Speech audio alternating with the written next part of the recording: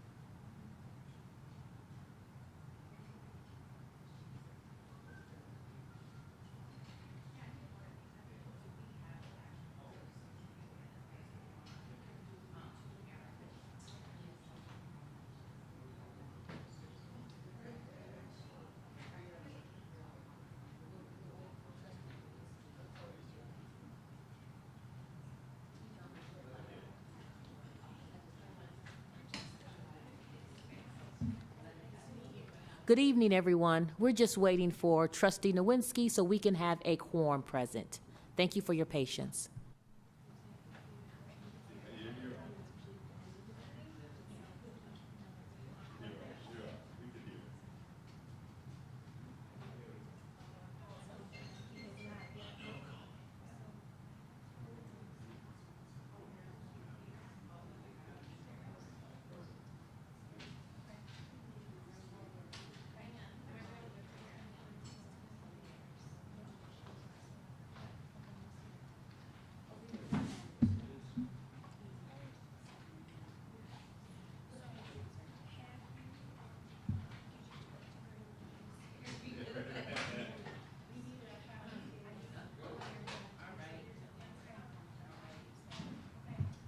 Good evening, everyone. Good evening and happy Thursday. Welcome to our public hearing today, June 26, 2025, a little after 5:30. Could the clerk please call the roll? Dr. Kavanaugh, Mr. Hurd, Mr. Lopez, Mrs. Moore, Present. Dr. Nevarez Martinez, Mr. Nowinski, Present. Dr. Rodriguez, Mrs. Strode, Ms. Williams, Quorum is present. Thank you. I do want to note that our trustees that are absent did notify me to inform me that they would not be here for this portion of our meeting. Are there any public comments on agenda items at this time?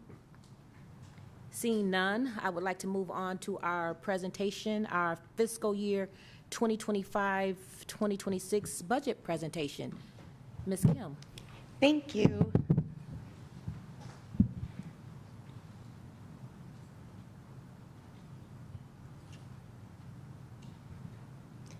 And good evening. Good evening. This evening, as mentioned, we're going through our 2025-2026 proposed budget. I'd like to start with our presentation outline. We'll be reviewing our assumptions, the revenues, expenditures. We'll look at our four-year budget and our fund balance trend, and then we'll open it up for questions. What we know, we used an average retirement rate of 32.23%. We factored in a hard cap increase of 6%, which was very conservative at the time. And our property taxes remain unchanged, 17.4478 for general, 4.1 for bonded debt, and 2.9575 for sinking fund. Over the upcoming year, we'll be having conversations about a restoration millage. The 17.4 mills that are collected now should be 18 mills. So we'll be providing information to the public and the Board of Education in the forthcoming months. Hello, everybody. I'm just going to add to reiterate what Assistant Superintendent of Budget and Finance said. For those of you listening at home and for those of us on the board and executive team, the state law has funding at 18 mills for each district. This district currently does not get what it is owed. Does not get its full 18. It only gets 17.4478. But who's counting? So it's really, really important that we understand what this is all about. This is all about something called the Headley rollback, and it's something that we're going to try to inform the public about quite a lot.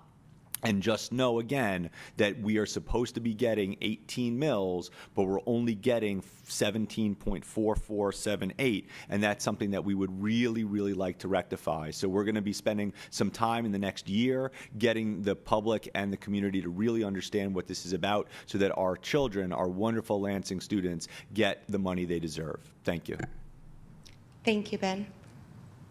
What we don't know what the state aid adjustments for our foundation allowance will be. We've conservatively estimated a $300 per student, which would mean our foundation allowance would increase from $9,608 per child to $9,908 per child. We've also estimated enrollment at 9,600 students, which would be a projected loss of 178 students compared to the blended count on the April state aid status report. For our revenues, I'd like to just briefly discuss what types of revenues we have. We have local revenues, which are comprised of the property tax levies, miscellaneous revenues from print shop, rebates, and interest, facility rentals, and leases. Under state revenues, we have state aid and the Ingham ISD Special Education Transportation Funding. Under federal revenues, we have Ingham ISD Medicaid Outreach. Under the Ingham ISD category, we have special education tuition, county special education, and revenue from center-based programs. We also have transfers in from other funds, which is primarily indirect from the food service fund, and then our large category of grants. Under the grant category, we also have local, state, and federal funding, and there's various grants listed as an example of what each type is. For fiscal year 26, we've budgeted revenues at $251,911,000. Our local revenues are 14% of that budget. Our state revenues are 38%. Our federal is minute. It shows up at 0. Our Ingham ISD is $22.9 million, or 9%. Our transfers from other funds shows up at 0 because the dollar amount is so low. And then our grants are 39% of our entire budget at $97.7 million. For our expenditures, we have staffing, which is comprised of salaries and benefits. Our non-grant staffing costs are estimated at $113 million. Our departments and schools receive, other than wage, cover supplies, materials, copier machines, et cetera, and those budgets are $52.7 million. Also included in there are our custodial contracts and, our transportation contracts. The grant budgets for the categorical funds equal the revenue budgets of $97.7 million. Just a reminder, for budgeting purposes, grant revenues always equal grant expenditures.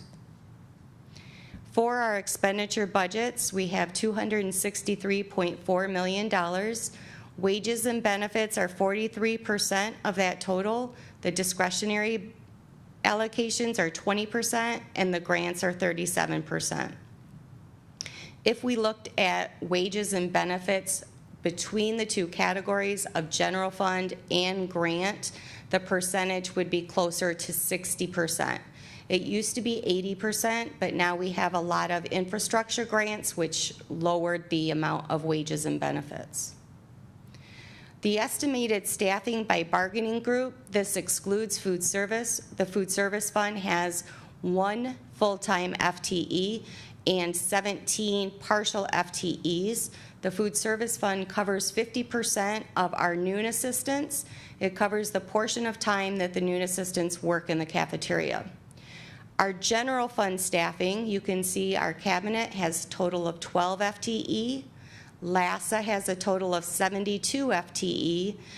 Of that amount, I'd like to say that 45 FTE is principals and assistant principals. We have 27 directors, 6 of which are special ed, 1 is CTE, 1 is magnet, 1 is preschool, 1 is WIOA, and then we have various other directors in our departments. For our teachers union, we have 853 staff. Those are full-time and LSEA hourly positions. For our assistants, we'll have 221 staff, 50 from our secretarial group, 27 from our public safety group, and 119 from Meet and Confer, for a total estimated staffing for the district next year of 1,354 staff. The general fund staffing and enrollment data is before you as well. So for next year, we are looking at an increase of 24 staff and a reduction in students of 176, as mentioned before. You might ask what the 24 staff are. Those are mostly related to a shift of 18 FTE from IDEA flow-through, which was our resource room teachers. They'll be funded with the general fund next year as the ISD is spending the flow-through money for the county. In addition, we added staff for Lansing Tech and also staff for schools and departments, additional positions. The 4-year financial revenue analysis is also listed with our expected revenues of 235 million. Sorry, I can't read that. A little small. We also have our expenditure budgets, and we're showing that we're using 11.5 million of fund balance for next year. I'd like to clarify that. That is assuming positions are filled from day one. We know that doesn't happen. That is also assuming that every budget will be spent in full, which again doesn't happen. So as we proceed through the school year next year with our various amendments, we'll be fine-tuning our budget as we go. Your first amendment will be in the fall, once we know our fall count and once we know what we're getting from the state. From there, I expect the budget to proceed in a positive direction. Any questions or comments? Any questions or comments from our board at this time? No? We are going to have this presentation again, right? No. That is the public presentation, or is also board presentation? No, it's the public presentation. We're actually being recorded now, and we'll vote on the board, on the proposed budget at our next That meeting. is the difference between public presentation now and then the board of education meeting after that. This is the public presentation that Kim is giving, and then there will be a vote next time we meet, or whenever it is, or now. the 6 o'clock At the meeting. 6 o'clock meeting. Yeah, yeah. But this is a good time to ask questions. Yes. I think that this time was time to the public to ask questions, not to the board of education members to ask questions. But I don't have any problem. I can ask questions now and later, Yeah. both times. And the first one, do you know you have about $9,900 for every student? Are you counting the pre-K too in this account? No. GSRP, universal preschool, those numbers are not included in there. But maybe will be part of the next the budget in the future. We don't know yet. The second is, you are giving us general numbers. As a board member, I would like to know, for instance, some location of money for the strategic plan, some location of money for the curriculum, some location money for different programs. And I remember I received a letter from previous president of the board asking, be sure that when you receive the information about the budget, also receive information about some of the programs we are having and how we support that programs in the budget. Any idea about that? We don't need it today, but I think in the future we need to have some money allocated to the programs that this board concerned about. Like, for instance, strategic plan. Like, for instance, if we had reading to the 3rd grade. Like, for instance, we have now new curriculum in math. Do we have any money allocated to that? Yes. So for the math curriculum, we'll be issuing payment for that over the next 8 years. So we have built in 1/8 of the cost into the budget for next year. For various programs such as literacy or any other board initiative, we met with all the various departments during the months of February through May, and we built our budget according to need. Should the board decide that they would like to add something to it or have us explore an additional program, definitely can add that to the budget, and then I'll account for it with our next amendment. I think that is great answer, but I think also maybe what I call ISS, not a presentation, ISS, who mean we dialogue all together, that we have a presentation about the budget and specifically tell me about programs they are having in the district that this board is concerning about. Okay, Thank you very much. you're welcome. Thank you. Pardon? Did you have something, Trustee Nowinski? Well, I guess to follow up on that point then, on the expense list that you've given, those categories, are those state mandated categories to do uniform reporting for all school districts? The formatting of the expenditures toward the end is yes. So as far as seeing a particular line item for Lansing, it would be within one of those categories That's correct. set by the state. My question was about the employees funded by grant funding. So when we have that breakout of the general fund versus grant, that means a portion of that position is funded by one of those state, federal, or local grants. Is that correct? That's correct. And so if we hear from the federal or state level of not having those grants in the budget potentially for schools, that's the number we're looking at. In theory, if all those grants were gone, it would affect 346 positions. Yes. Essentially, we'd have to fund them either with our fund balance or some other way. Okay, Yep. thank you. Although one thing I do want to add is we have a lot of different grants from a lot of different places. So it would have to be the feds, the state, whoever. So even if the federal government does take away more of the grants that they've already taken away, it won't bring the grant category all the way to zero, because that would also include things like at risk and what have you, which is state. Now, the state is also having a conversation about possibly getting rid of those, but I think it's a really great question from the board to recognize, and this is something that I will say every year, is I love that we get so much grant money, but it always concerns me how much of our budget is grant derived. You know, when you look at page 4, the idea that grants are 39% of the district, that's a lot of money for grants. So we, as good shepherds of the money, are going to keep our ears and eyes out to see if anything's going to happen. But as of now, we feel comfortable with this budget today. Tomorrow, who knows? President, Trustee Rodriguez? thank you. When you're talking about 97 million for grants, that is in 1 year period, or 2 years period, or 5 year period, because the grants sometimes are more than 1 year? So that is supposed to be a one-year amount, but yes, some of those grants run through September of next year, and carryover is often allowed. So they could be multi-year. But we also could fully spend, I doubt it, but we could fully spend the allocation next year from July 1st to June 30th. And these 97 millions is nothing for year 2027, 2028. No. If they don't spend all of the money by June 30th and the grant runs through September 30th, that portion could be spent in the following year, yes.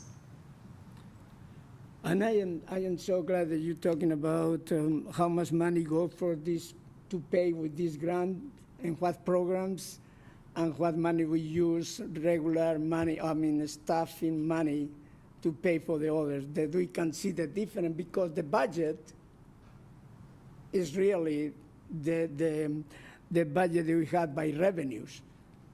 The budget of grants can be here, cannot be here. That's correct.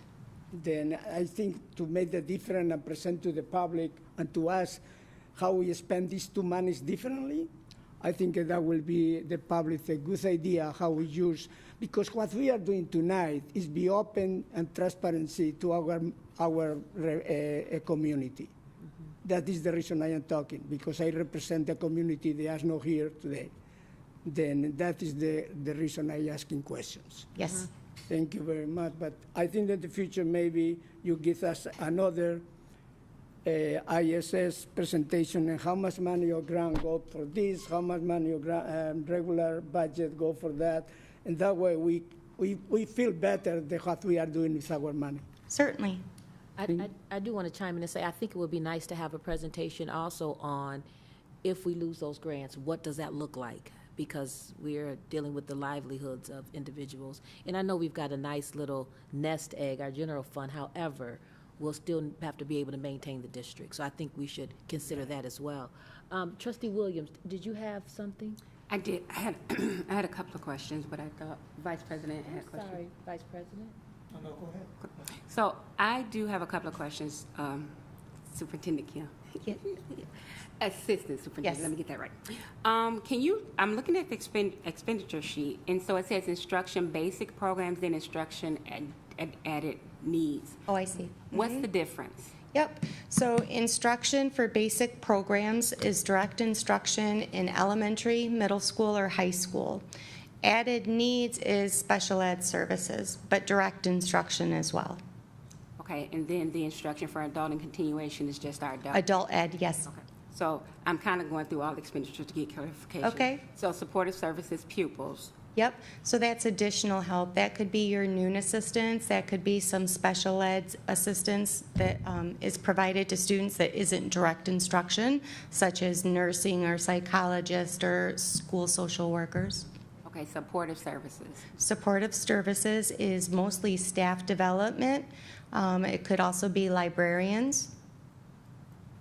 Okay. The reason I asked is because I noticed that as we're going through some of the categories, that we're losing, like special ed, it looks like we're losing about $200,000 as our proposed budget for 2026, and that we're losing money in some of those key categories instead of increasing. Can we talk about that, or is that still being fine-tuned? Oh, so you're not looking at apples to apples when you look at fiscal year *25, the current versus next year, because we've had grants that have fallen off, such as ESSER, such as IDEA flow-through, and many other grants that fell off this year that we will not have next year. So the numbers aren't actually apples to apples. Okay. Then I have one other question for my clarification, because I'm looking at the 2026 budgeted expenditure, and the presentation, it says total 263,432,000. And we're looking at 43% of that are just wages and salaries. That's on page, I can't even tell you what number I'm on. I went backwards. That's okay. And so wages and salary takes up 43% of the budget? Mm-hmm. And then is the discretionary just like the in-school stuff and things like that, the 20%? Yep, that's utilities, transportation, supplies, materials, et cetera. It's everything except for staffing and not grant-funded items. Okay. Okay.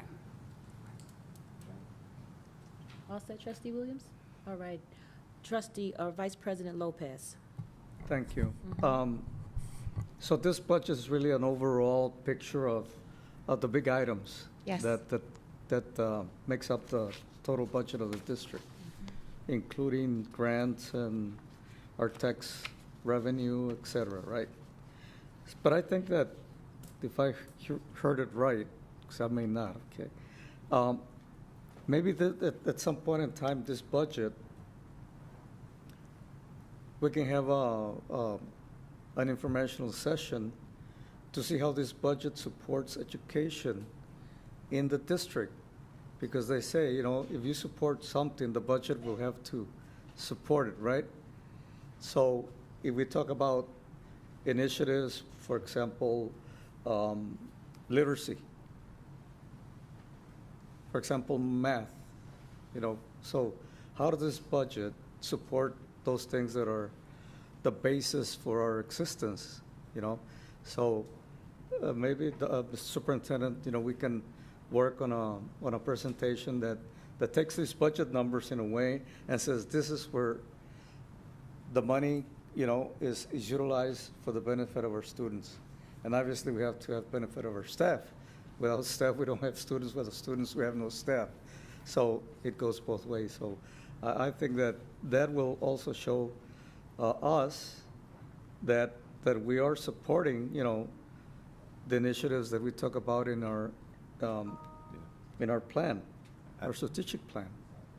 Yes. Yeah, absolutely. I want to point out a couple of things. So first of all, I very much appreciate Trustee Williams going through line by line, because a lot of these things are in education ease, and why would anybody understand or know this stuff? So I really appreciate you doing that. And to just remind everybody that this is the kind of the yearly presentation kind of overview. What I'm hearing from the board, which is something we've done before, and I hope we do again, is for those of you listening at home that don't know this or in the audience, this board does something really special, which is they have these things called ISSs, where it's these instructional kind of study sessions where we actually can go deep into something. And so what we did last year was we went deep into the budget. This coming year, I think we should go deep into the budget. So all the questions that are being asked when it comes to line item stuff, what are we doing for literacy? That's not going to necessarily be in a big kind of top line budget. What that's going to do is going to be in something like an ISS, where we can spend an hour or even more going deeply into how are we spending money, why are we spending money, and then also highlighting the work the board has done in terms of saying this is what we're going to focus on and this is what we're going to want to do. So what we're doing today is giving you the kind of the broad 10,000-foot view. This is where the money is. These are the different pockets. Again, as was asked, these are certain line items that the state kind of tells us this is how you're going to do it. But to remind the public, and certainly to thank the board, is an ISS will allow us to go really deeply into this, and I look forward to that conversation. And we could also do one for grants, one for general. We could put it together. I really, it's up to the board. And the one request I would have for the board, don't do it now, just email us. If there's specific topics you would want us to highlight in the presentation, we can do that too. So, no, thank you very much. Thank you, Superintendent. Vice President Lopez? Yeah, one other point. In this budget also, some grants or title monies do not allow us to supplant salaries, for example. And so- Supplement versus supplant? I'm sorry? Supplement versus supplant? Right. So that becomes a little, well, it's an issue that we need to understand, because if we have all this money, but we cannot pay for somebody's salary because we're supplanting and not supplementing, so I think those are the things we need to keep in mind as well. Okay. Thank you. All righty. Are there any more questions from our board members at this time? Thank you so much, Ms. Kim. Thank you. I appreciate the presentation. On to our public comments on non-agenda items. I have a Kathy, okay. Oh, okay, wonderful. Well, I don't have a comment from a community member. All righty. So are there any comments from our board at this time? Seeing none, our Board of Education meeting is, or excuse me, our public hearing meeting is adjourned at 6:05. Yes, and we'll be back for our 6 o'clock meeting in just a second.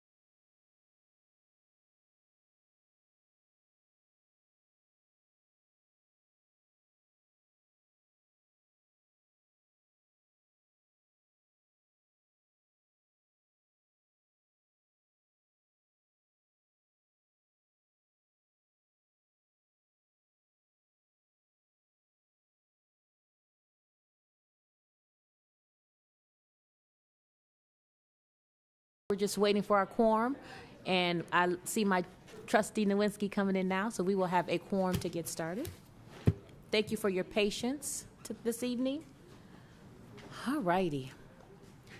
Good evening, everyone. Welcome to our June 26, 2025 regular board meeting and information session. May I please ask everyone to rise for the Pledge of Allegiance?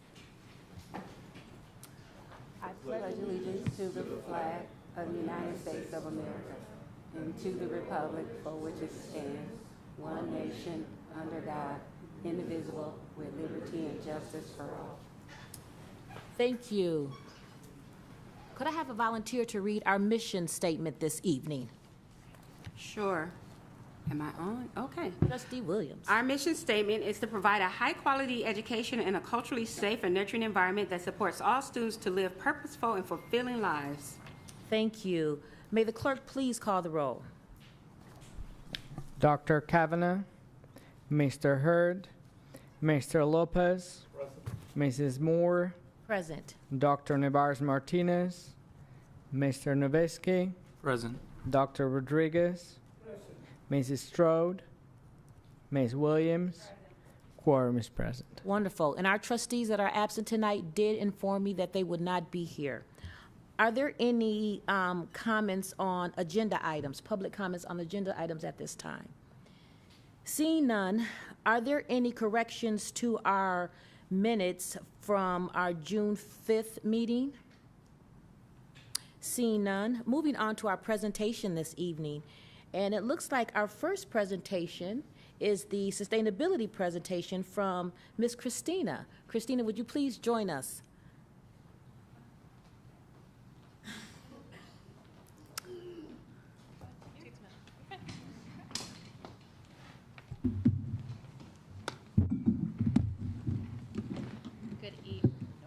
Good evening.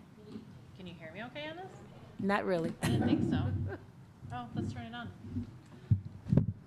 I think Yours is on. Good evening. Are we better now? Great. So, good evening, everyone. At first, before we go ahead and get started, I want to introduce our partners to our right. First is Karen Goldmark. She is the president of GreenLink Education. And to her right is Christopher Dean, the director of innovation at Dean Transportation. So they're going to help lead this presentation tonight on our sustainability update for the Lansing School District. Just going to wait for it to get pulled up here. There we go. You can also run that. Great. Yep, you're good. Go ahead. Thank you. Good evening, everyone. Is this on again still? It is. Yes. Okay. Thank you. It is lovely to be here with you. We are going to just provide a refresher background on work that the district has been doing over the last several years, address some questions that have come up around awards and recognition, because the district has received many of them over the last year and a half, and talk a little bit about the funding that's come in the just previous meeting where there was discussion about grants, that this is an area where the school district has gotten a lot of grants and other accomplishments, and then we'll spend some time on the EV bus project update, which is the item that has some action on the board agenda this evening. Any questions or topics we should add to that? Okay. So just a bit of history. In 2022, the district partnered with GreenLink Education, and we developed a sustainability plan for the district and have been helping implement the plan since then. Also in that year, the district won the first of many prizes, being the Energy Champions Prize. That was funding and recognition of the district's early work on energy efficiency. And the district issued an RFP to develop 11 solar sites, which are in process. We'll talk a little bit more about that. And then starting in 2023, the grants really started coming in. Under the prior administration, there was the Inflation Reduction Act, which included $300 billion in funding with a focus on low-income and disadvantaged communities. And so the Lansing School District was not only very successful in its own grants, but also was a very much sought-after partner for some of the City of Lansing grants and regional grants. The district has been, again, not only for itself, but also for the whole region, a really major driver of the tens of millions of dollars of funding that have come in for the region on sustainability issues. And so these include the Clean School Bus Grant, which was $5.9 million, a rebate grant that was $1.725 million, and several other grants. We've got a page on all of them, so I won't go through them now. And the other really notable achievement in that year was, for the first time ever, there were low-income bonus credits for solar projects. And so you didn't have to have the solar project built at that time, but there was a deadline for that application. And so the Lansing School District was in the first round of applications. We worked with Ms. Adams and Ms. Slate too, and at times A lot of people. up to the very last minute, putting in those applications. And so there were 10 applications because there were 10 sites that were eligible. One site in the city was not. And over time, so in the first year, 4 of them were approved, and the ones that were not approved, the district was allowed to resubmit. So we've been resubmitting year after year, and at this point, all 10 of those projects have received the 10% bonus. This is something that very few school districts in America have done. And certainly in that first round, to get all 10 through is really impressive. So in 2024, the district won another award. That's the Efficient and Healthy Schools Program Award. And you may remember this because this is the award where the student from Sexton, Cadence Jackson, was the person who led that application process. I've just heard that she is going on to college with numerous scholarships in the fall. She also won a Student Climate Leadership Action Grant, which led to the planting of many pollinator gardens. Which We have done across the district. Several of our schools, including our GSRP programs, spent time going outside planting pollinator gardens. We have lots of photos, happy to share them with the board, but it was a great project that we spread across our whole entire district.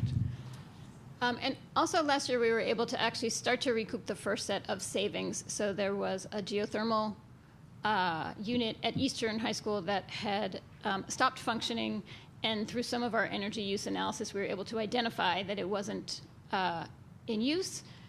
Through a lot of effort on Ms. Slate's part, the system was recommissioned, and it's now actually generating geothermal heat, and so there's some savings already. The gas use in that building's been down by 30%, even though this winter was actually quite a lot colder than the one before. And you're seeing so far about $11,000 in annual savings just from that one piece, with more to come. And then this year, let's actually go ahead to the awards page and we'll talk about that. But there's more to talk about. So, awards and recognition.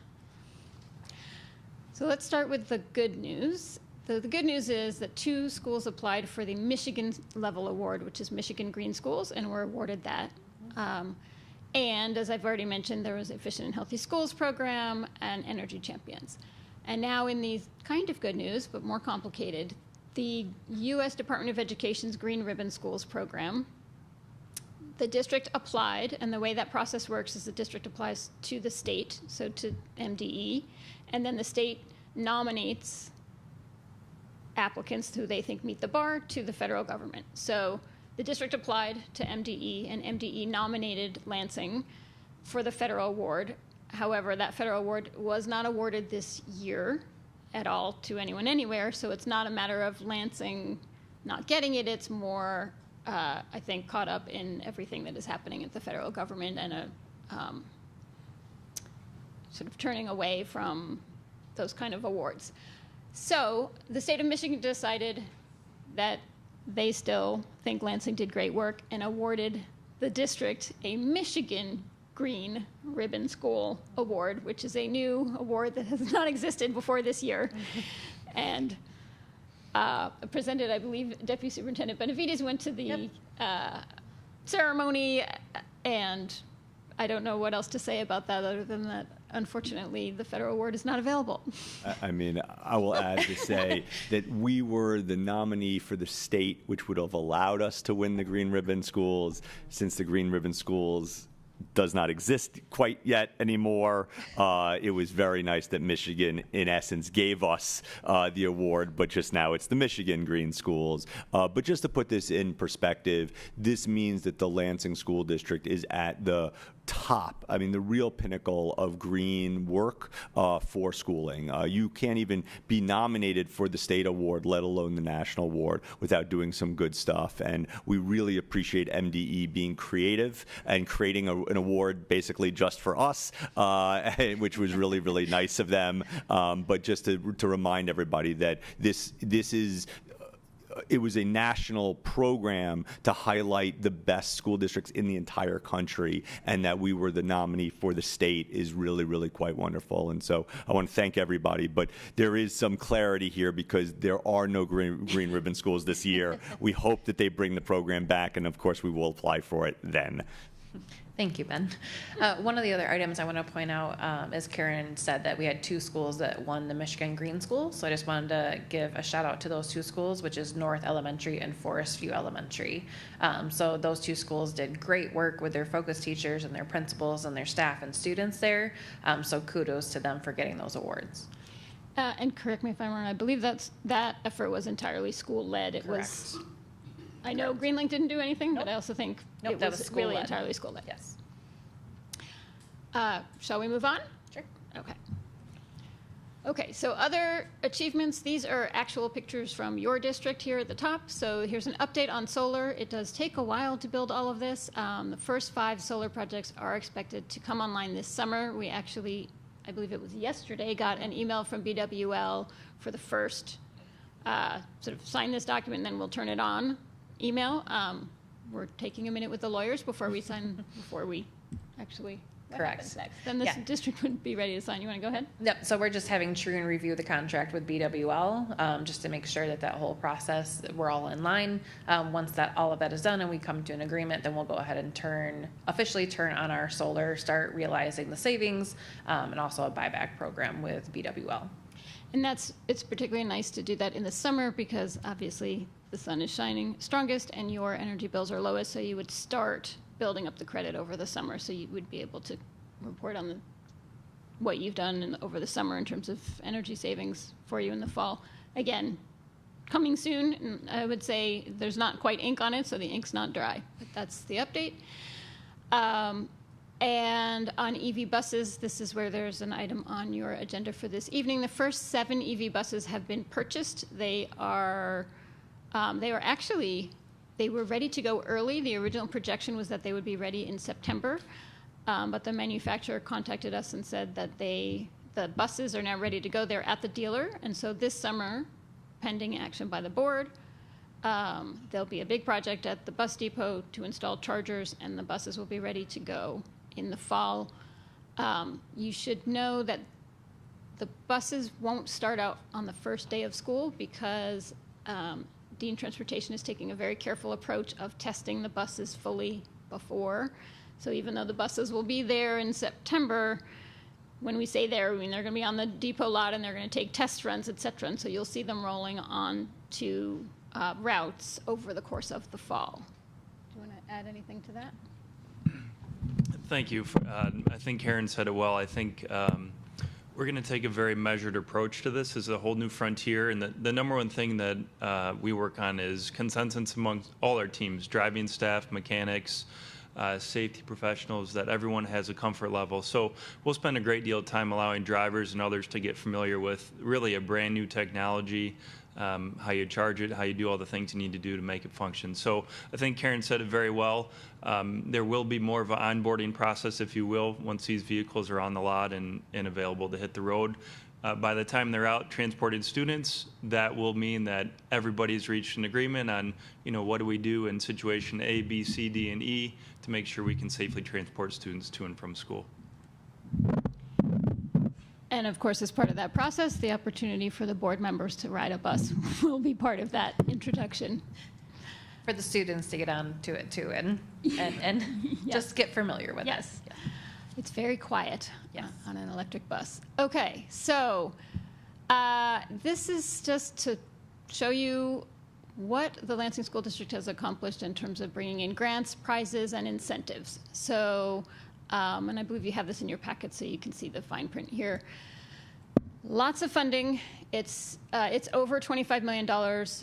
Some of that is in the form of those solar incentives that get paid once the solar's turned on. So you haven't gotten $25 million in cash into your accounts yet, but it is money that you are entitled to, and that is not a grant, that is by rights, and those checks have been getting sent out to other eligible entities, and so there's always a wariness and a cautiousness, but as of now, those incentives are claimable once the solar systems are turned on, and we do expect that the district will see those funds. In the federal grant category, the EPA competitive grant of $5.9 million, the district has begun drawing down those funds, and there have been no issues with drawing down the funds. That grant has not been affected by other grant cancellations, et cetera, and so far so good. We don't expect that funding to be at risk. There's another federal amount of funding of $1.725 million, which similarly the district has started claiming, and we do not expect that money to be at risk. And so from a federal funding point of view, it's on these grants, it's as good as it can be. It's either already been paid out in the case of some of those smaller ones, or it's in process, or so far other entities are able to draw down the funds, and when the district is in the position to do so, it will be able to do so. With respect to the state of Michigan, the state of Michigan a year ago awarded $4.1 million to the district for EV bus support and awarded another $4.3 million this year. So that funding comes to the district. The first amount was already paid last summer when you get your per student allotment, and the second amount presumably will be paid this summer. So there's really, low to zero risk there because it will be in your accounts. All you have to do is spend it in accordance with the grant guidelines, and those grant guidelines are about chargers, buses, electrical upgrades, all of the things that are in the project. So unlike some other situations, we view this set of funding sources for the Lansing School District as in pretty good shape. We do have clients who have lost grants and had money taken back, but we do not see you in that situation or at severe or even serious risk of that. That said, it's always better once the money is in, so we are working with the district to make sure the drawdown happens as quickly as possible for each of these sources. Any questions about that? Okay. And then I think your agenda's packed enough that you don't want me to go through each and every one of these items, but there's a brief description of each of the grant items in your deck. And then on the EV bus project update, just a reminder, it's 20 school buses over the next 2.5 years. 7 have already been ordered. The next 7, as you'll see in a moment, will be ordered in the near future, pending action and approval by the board. The district released an RFP for chargers, software, and maintenance. There were numerous respondents. 6 of them were interviewed. 2 finalists were re-interviewed, and a vendor has been identified for proposed for tonight. The charger, software, and maintenance RFP is to buy the chargers and also to get service and maintenance. And one of the things I just want to pause here and say is that is a really important partnership. So for the district and for Dean Transportation, the company that's responsible for making sure those chargers are working, that's a very high stakes relationship. So we really took a lot of time. We asked a lot of follow-up questions. And it feels like a kind of a big decision, and we did a lot of reference checking on the finalists and even some of the semifinalists. And the entity that we are proposing to the board tonight really came out best across the 3 categories of, do they really know EV chargers, and can they help guide the selection of the chargers? do they really have a robust plan in place to make sure those chargers are working? And is their software system really strong so that it will be both easy to use and will be able to be interoperable with all of the other systems that it needs to interact with? And so across those three domains,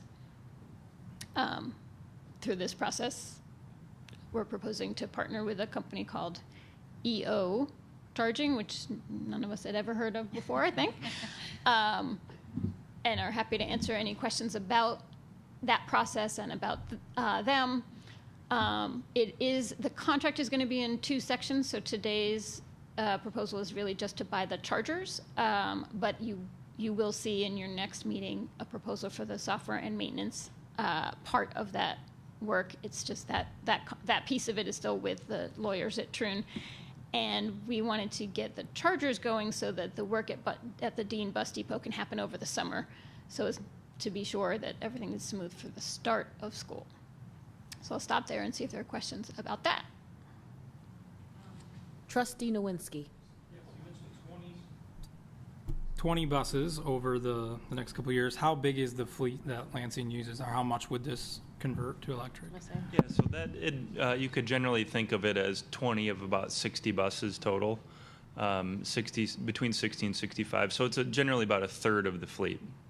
And what's the sort of cycle for replacing those buses normally? Like the other 40, ideally, we'd want to make that switch when the time comes. Yeah, so ideally in Michigan, you'd really like to get 12 to 14 years out of a ICE bus, an internal combustion engine.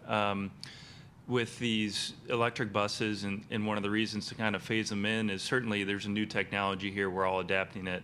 We're adopting the Generation 2, if you will, units. It's ideal to kind of let the industry self-develop. Then the next 7 be kind of Gen 3. The problems in Gen 2 will kind of be smoothed out, and so on and so forth. And also, in the long term, what that does, it avoids any major purchase bulges in the cycle. So if you purchase 20 buses at once, or 40, or whatever the number is, you may have very new fleet. But on the flip side of that, 10 to 14 years from now, it's going to be the opposite. So I think it's been a very collaborative process trying to work on all the dynamics and individual inputs about various topics to come together to the plan we have today. One more then would be we're switching from diesel fuel to electric. That just means Dean is purchasing a different fuel within our contract. It's not our site. The chargers are at the Dean facility and purchasing that through BWL, or Well, how does that work? Because we're working through that, but Ben, go ahead. So it's a great question. As many of you know, the way that the Dean contract has worked since really we started is that the gas price is a pass-through. So we pay them a fee for running the buses, and then whatever it is that they pump at the gas, that's what they get. We are working, and again, the collaboration with Dean is wonderful. The entire family, everybody is terrific. We are actually working on ways for us to be the provider of those electrons. The issue is just setting it up. So one of the great things about all of the solar work that we're doing is having the ability to actually pump the gas, as it were, to our own buses. That way, there's no pass-through. We just get to pay ourselves.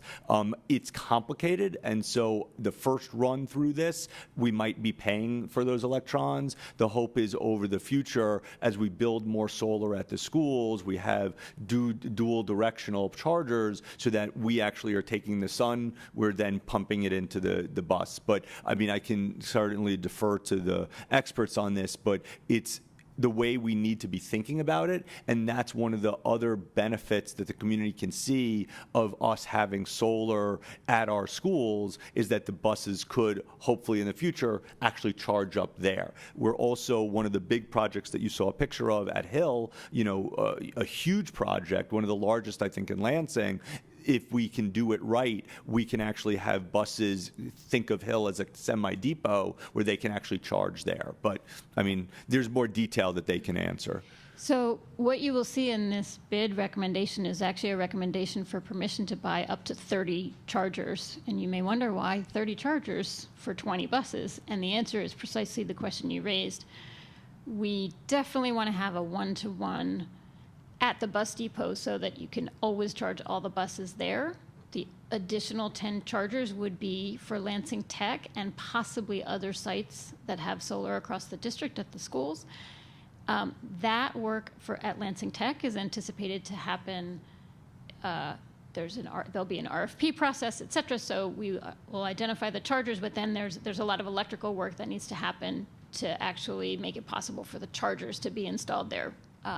Because of all of the electrical work that's already happened there with the community center grant and the solar, we're kind of maxed out at that site from a power point of view.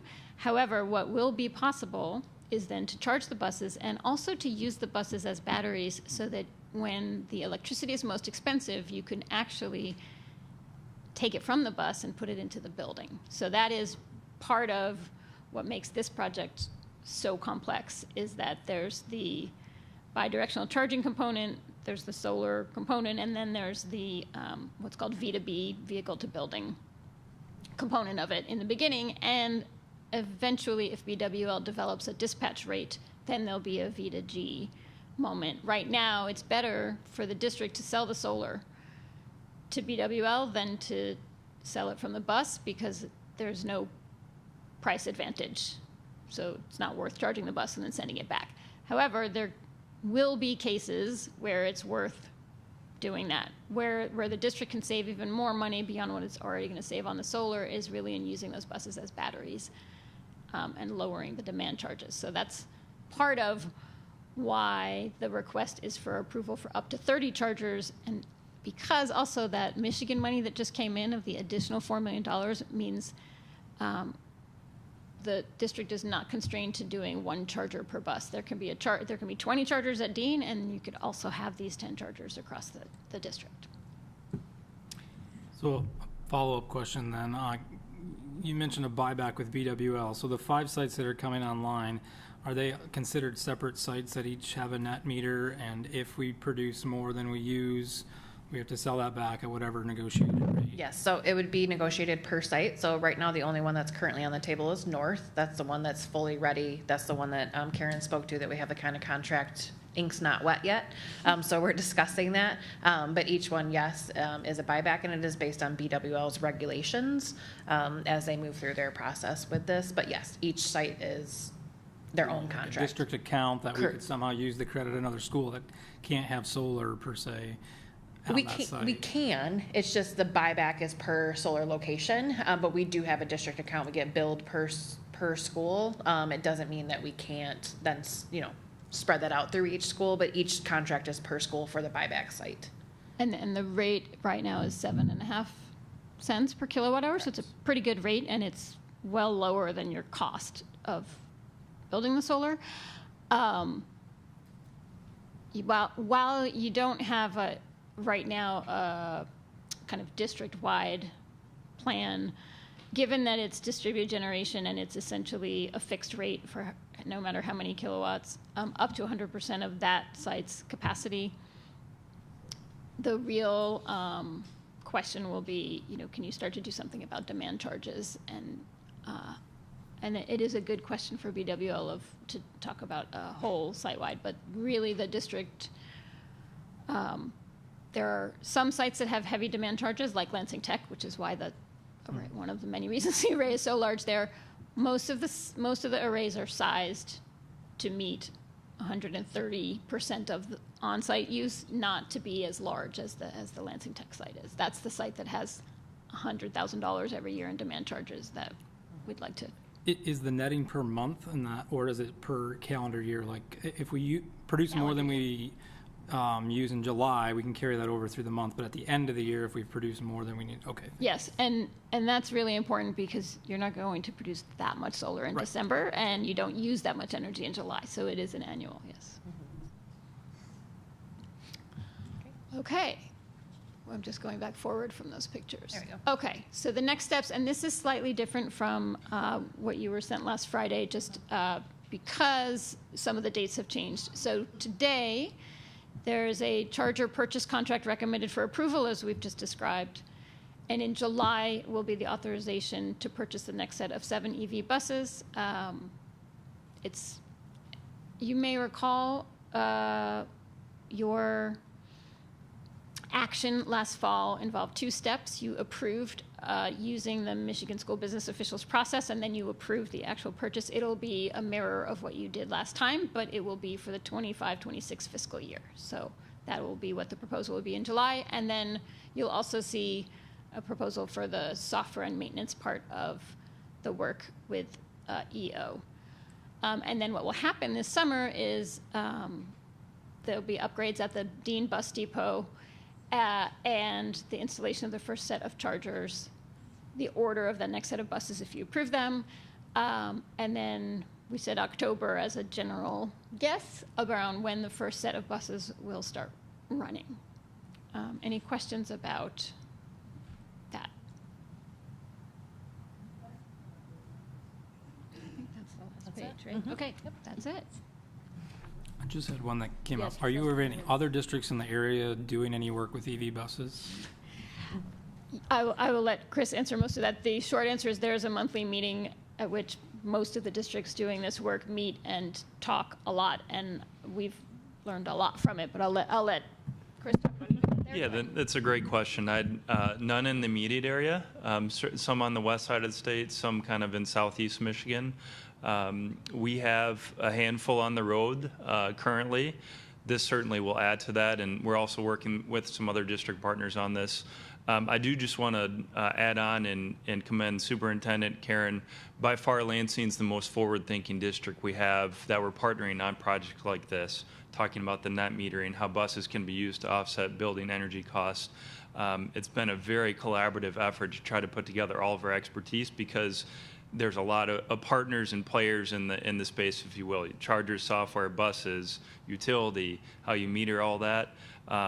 But really credit to the superintendent, all of you as board members, Karen, Christine, and the district leadership on how forward-thinking it is to have the buses as part of a bigger district-wide plan. So that's a long way of saying Lansing's going to be one of the first to have a size of the fleet of electric buses that will be on the road.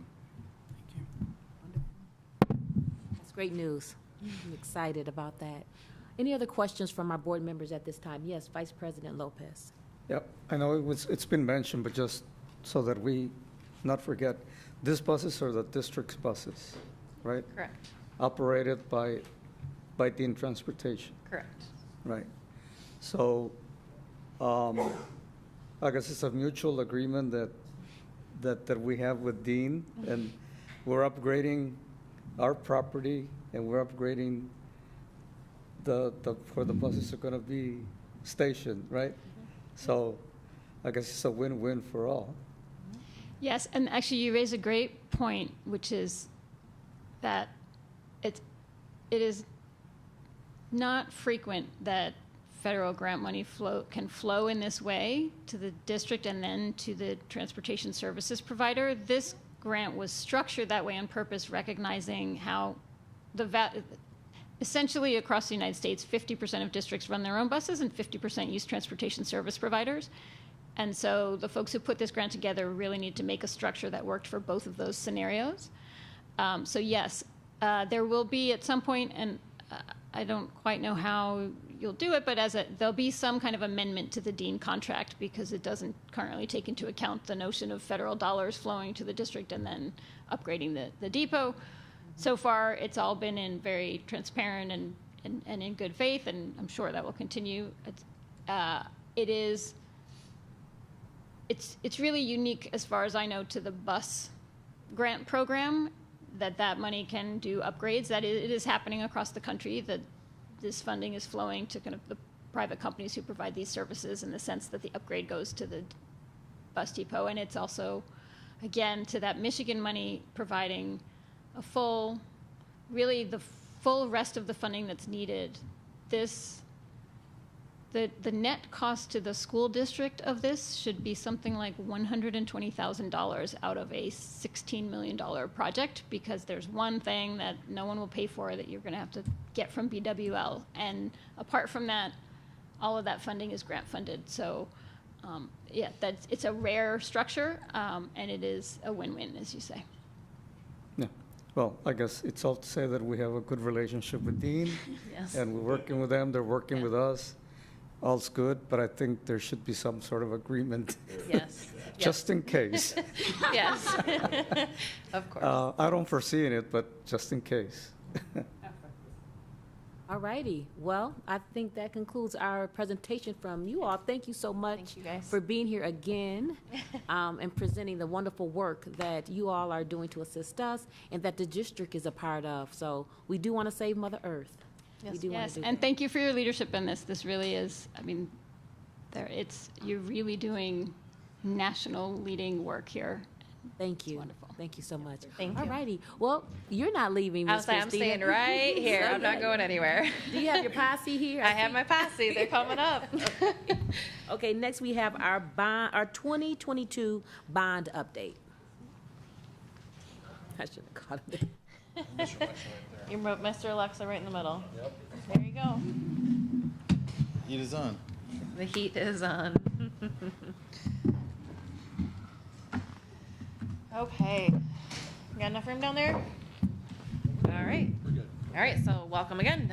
We've got a whole presentation for you tonight about our operation projects. What we're going to do is go ahead and start out with our 2022 bond update, move into additional capital projects that we've had going on outside of the bond or with bond funds as well, collaborating with other funds, and then move on to our master facility plan update as well.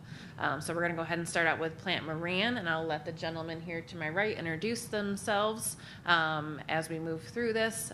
We'll have different people here. Some of them you recognize, some of them you may not. So go ahead. Mark Alexa with Plant Moran Real Point, working as the district program manager in conjunction with my partner Paul Wills. Paul Wills, partner with Plant Moran, and just real quick, Mark was just recently promoted to senior vice president. So again, congratulations, Mark. And I want to note that he was invited to go to a meeting where he was going to be told he was invited to be senior vice president, but he was here working with me on a project in our team and couldn't make it. So somebody else had to take that honor on for him at that meeting. So this is a gentleman that works very hard for our district. Thanks. Andrew Dobbs, project manager with Crispin Company on most of your bond projects. And then to my left. Todd Coe, I work with the sinking fund and some other things with the district. So. He's been working with us for about 25 years now, so we love Todd. So go ahead. All right, if we can, oh, what was it? You got a clicker. Green? Yep, green button. Look at that.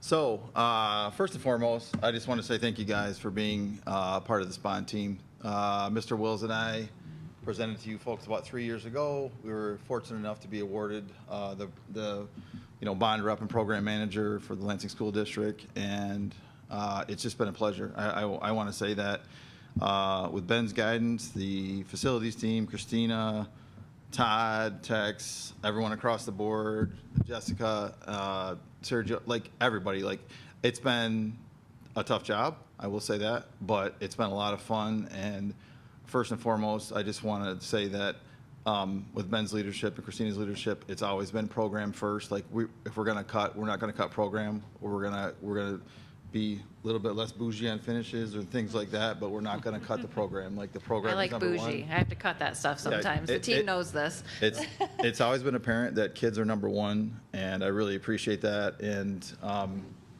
it's just, again, we're a long way from finish, so I'm not tooting anybody's horns yet, but we're doing a great job, and this team has been amazing to work with. So I'm really looking forward to working through the next 4 years.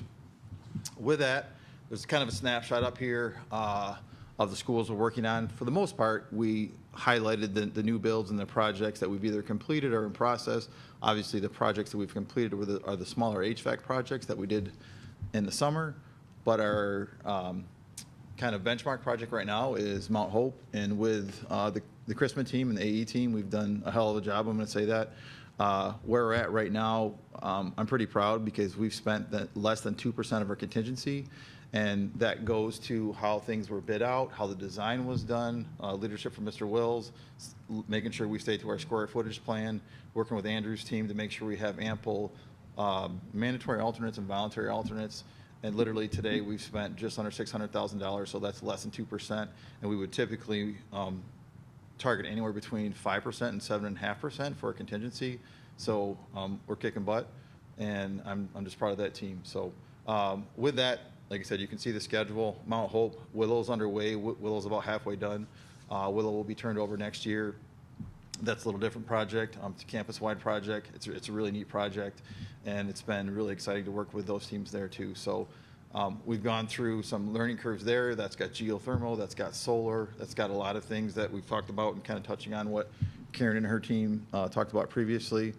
And then followed by that is Luton. Luton is currently in the design development phase, and what we're really trying to do is make sure we stay in budget there, very similar to where we're at with Willow. And then upon that, we're going to follow up with Sheridan Road. So the nice thing is we're going to get those 4 new schools that were promised in the bond.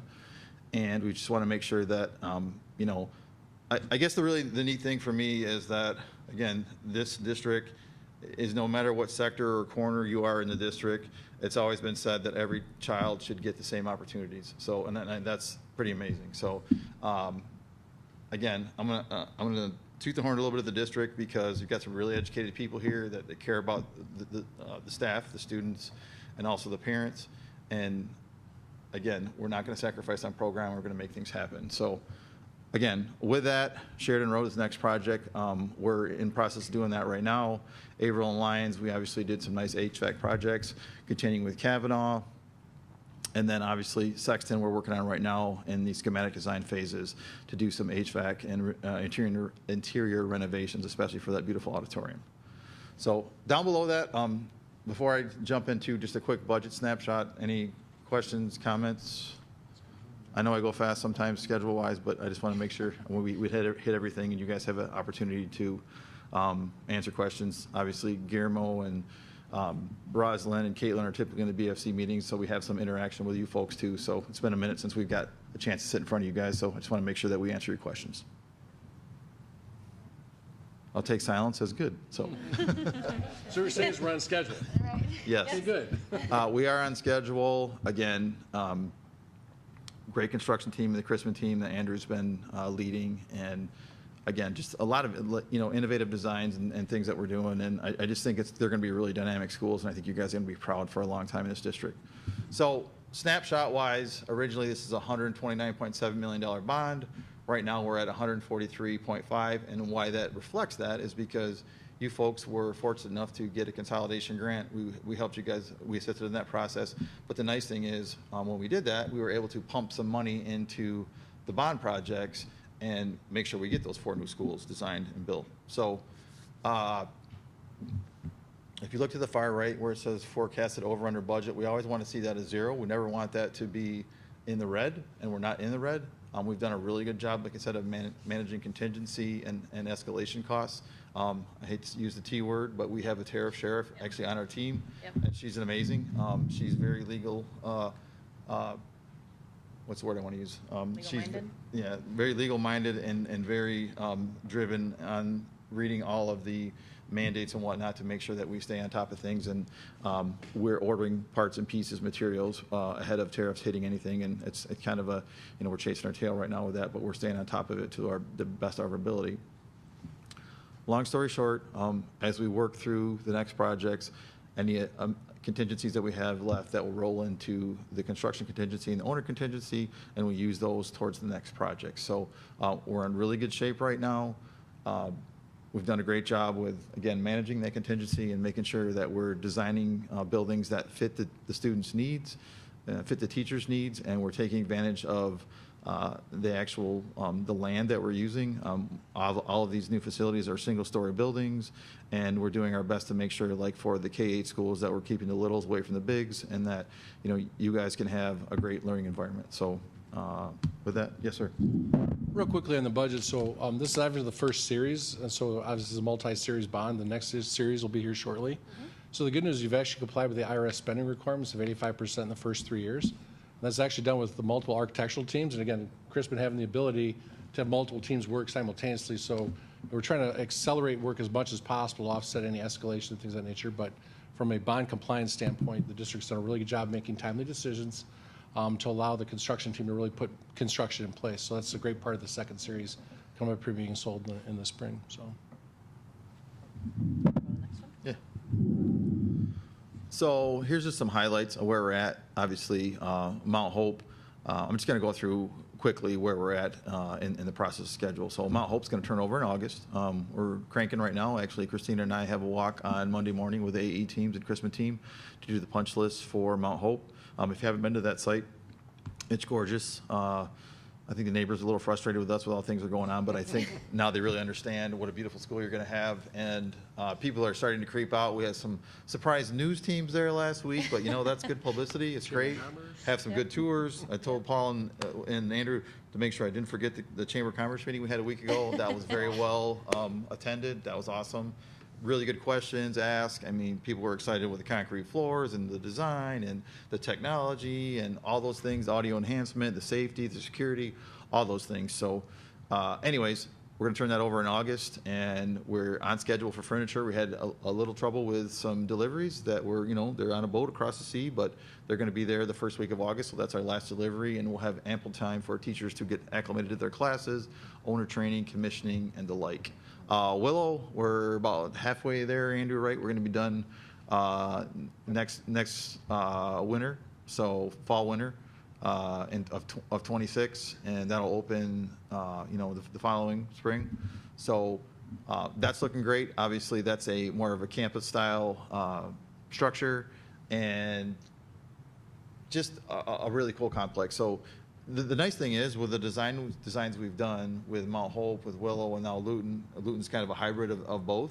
And then with Sheridan Road, we'll see where that goes with the design teams and with the parents and students. But we've involved those folks the whole time, and given each neighborhood an opportunity to have input on the school they want for their kids, and just very specific to those neighborhoods, but also making sure that we hit the proper parts and pieces, the academic requirements and whatnot. So again, I'll let Andrew talk a little bit. We had a safety stand down, that far right picture, the bottom right corner. We do a safety stand, or Crispin does a safety stand down, just to make the contractors aware of how important it is to be safe every day. I mean, we certainly want to make sure, while we want things done on time, on budget, to the quality we expect and on schedule, we want everybody to go home every night to see their family and their children and make sure they're safe and come back the next day. So, Andrew, you want to hit some highlights or anything from your perspective from the Crispin team? Thanks. I just want to reiterate what Mark has said, that it's been a pleasure working on these projects, working with you guys. I've worked with a lot of school districts, and not many school districts are this forward thinking. So it's pretty awesome to work on these type of projects where you're not just building the same cube over and over again. You're doing new designs, and you're always trying to think of the best new way forward. So appreciate it. We're continuing to work. Willow's going well, and we're looking forward to doing Luton and then Sheridan Road right afterwards. Same time. Thank you, Andrew. One of the things I just wanted to point out is everybody that drives by Mount Hope always wants to know, what are those blue things sticking out of the building? Everybody wants to know. We've had lots of inquiries worrying if it's one thing or the other. I kind of can't wait for everybody to see what's inside. Those are reading nooks in every single one of our classrooms. So those can fit anywhere from about 6 to 8 students in them for a small group, maybe for just a moment for a student to, have a moment to themselves, those types of things. And speaking on that as well, just for anybody who is listening, maybe all 5 of you, August 5th will be our grand opening for, I'm sorry, Rosalind, I'm stealing your thunder. August 5th will be our grand opening for Mount Hope, and that will be from 4 until 7 p.m. We welcome anybody and everybody to come and tour the building that evening. So we'll also get things posted on our website for that as well. Any other questions, comments before we roll into the next segment? Trustee Nowinski. You mentioned that the Willow would be ready next spring. Would the move-in be then, or wait until the fall? We would wait until the fall. The superintendent and I have discussed this with our instructional team as well. We don't feel that it's the best move instructionally for our students to make a mid-year move that large into a new space. So while the building would be turned over to us in the late winter, early spring, that just allows us more time to have families tour it, have the students go over and even have some, maybe do field trips there, spend time there, but not actually turn over the full building until the fall. Anybody else? All righty. Okay. All right, so we will move to the next section of the presentation, which is just all of our capital projects. So while we have all of our large bond projects going on, we also have a lot of other funding sources happening in the district and a lot of other projects going on. Just to kind of give an update, and at our board facilities meeting, we've talked about this as well. We're working on about 96 projects this summer. So there's a lot going on. Pretty much everywhere you go, there's something happening to our schools. So just a quick overview of all the different funding sources that we're using to do upgrades, renovations, different construction projects at our schools. We have our sinking fund that we get an average about $8 million annually. We have our Michigan Healthy Schools grant that we receive for $15 million to assist with air conditioning in our schools. Our 31AA school safety grant, which Ms. Cordelia in her office, in Office School Culture, applied for. We've used that for a lot of our fences, about $1.5 million. Our community center grant in the amount of $2 million. You guys just approved additional change orders at our last board meeting. So this is for a new gymnasium at our Hill location at our Southside Community Center and for our Lansing Tech students. Our CTE grant, so a lot of work happening, about $4 million worth of work happening this summer there for our Lansing Tech and CTE programs at our Hill location, brand new entrances, continued updates to our classrooms, additional culinary art kitchen, those types of things. We also were lucky enough to receive an Everett Facilities grant in the amount of $2.5 million. So we were making upgrades to our lighting at our football stadium. Super excited to have our Vikings have that feature this fall. We're also updating our track and field at Everett as well with a brand new, it's called a bathhouse, but it'll be where there'll be bathrooms, ticket stand, concession stand as well at our track area. We also received an additional Lansing facilities grant in the amount of $2.5 million. So we're putting another $500,000 at our Everett location. We're going to be looking at next summer upgrading our press box at our football field, and then $2 million will be going to Sexton as well to make additional upgrades there. And then we just have our capital projects, our general fund of $5 million.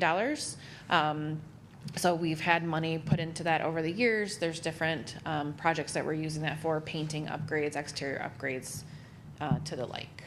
One thing I just want to add, especially in reference to the budget conversation that we had with Kim, one of the really wonderful things about being very good at the budget and having enough money in our general fund is that we've been able to move money towards what we just call capital projects.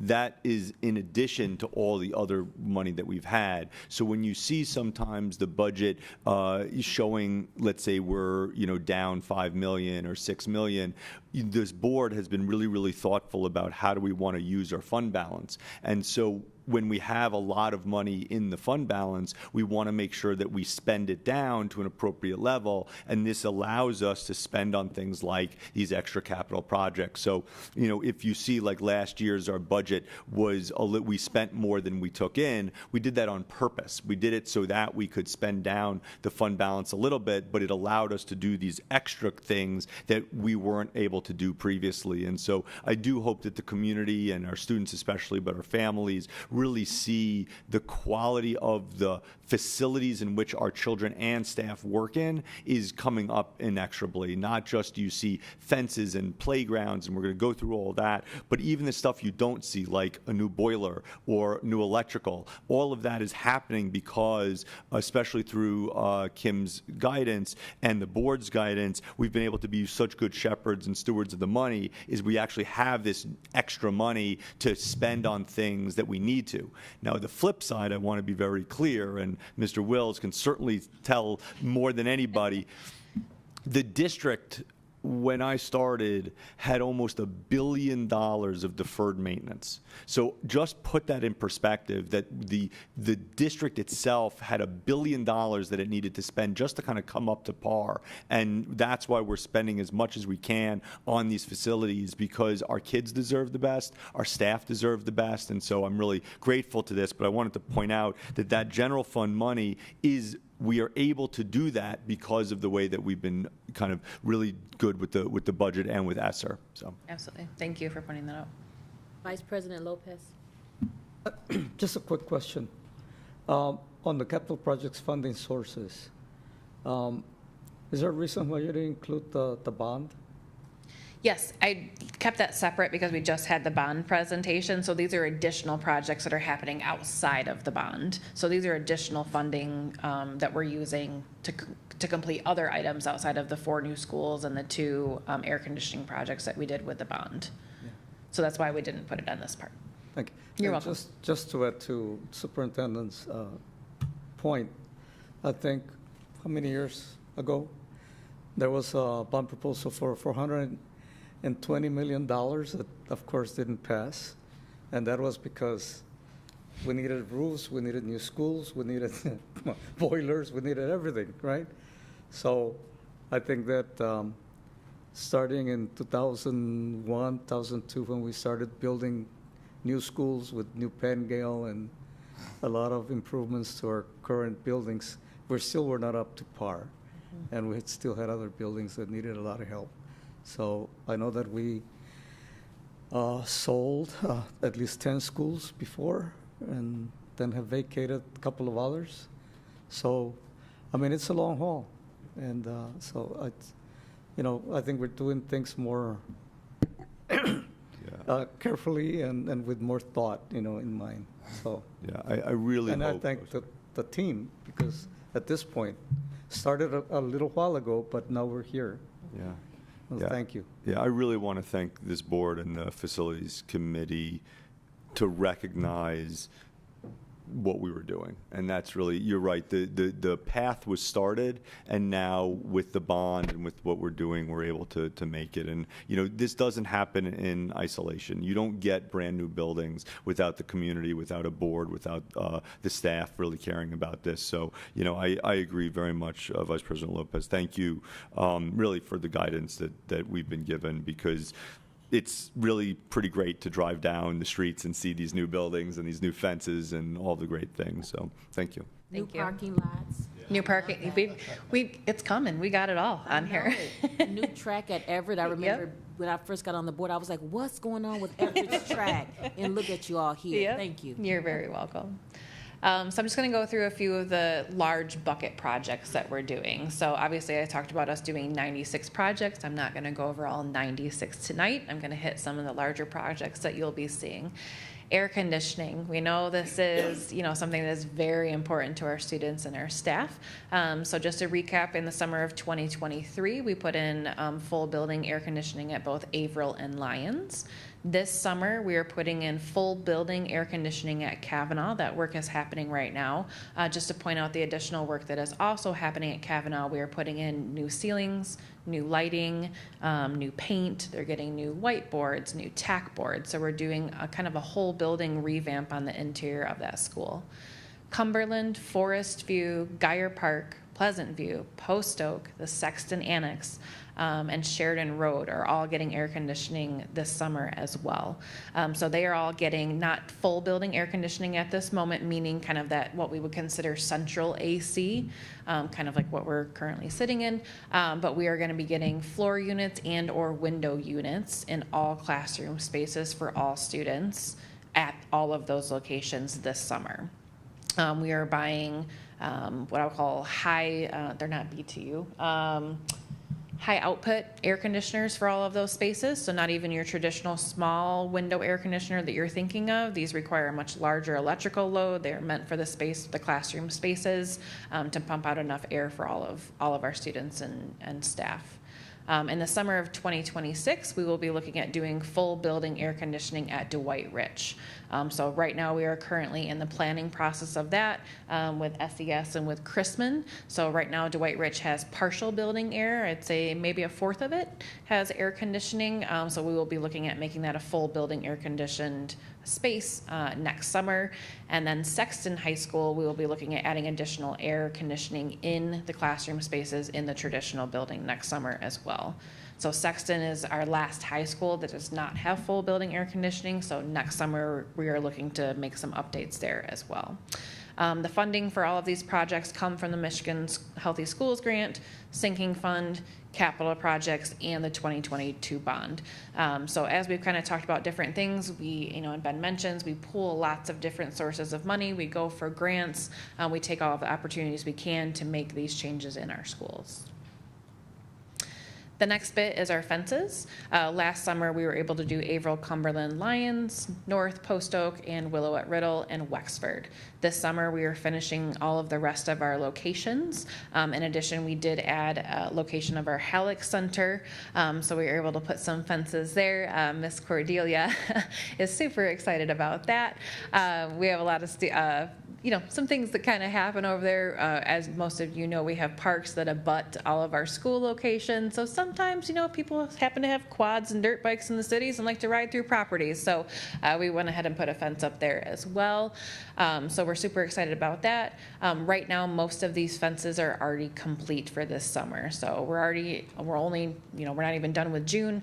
Most of these fences are complete. So if you happen to drive by any of these locations, you're going to see fences going up, with the exception of Kavanaugh, because we have so much other work going on. That'll kind of happen at the end of the summer. And just a reminder, 31 AA Safety and Security Grant and Sinking Fund are paying for our fencing.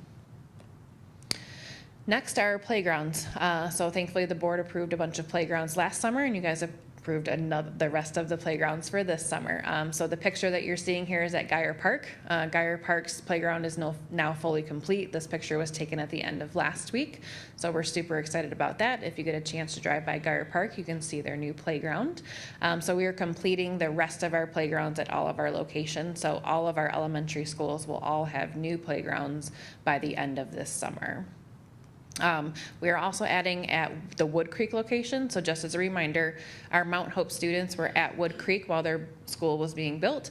They will now go into their new site. Our Luton students will then go to Wood Creek and be there until their new school is built. Luton has preschool, so we are adding a preschool playground at Wood Creek this summer for our preschool students.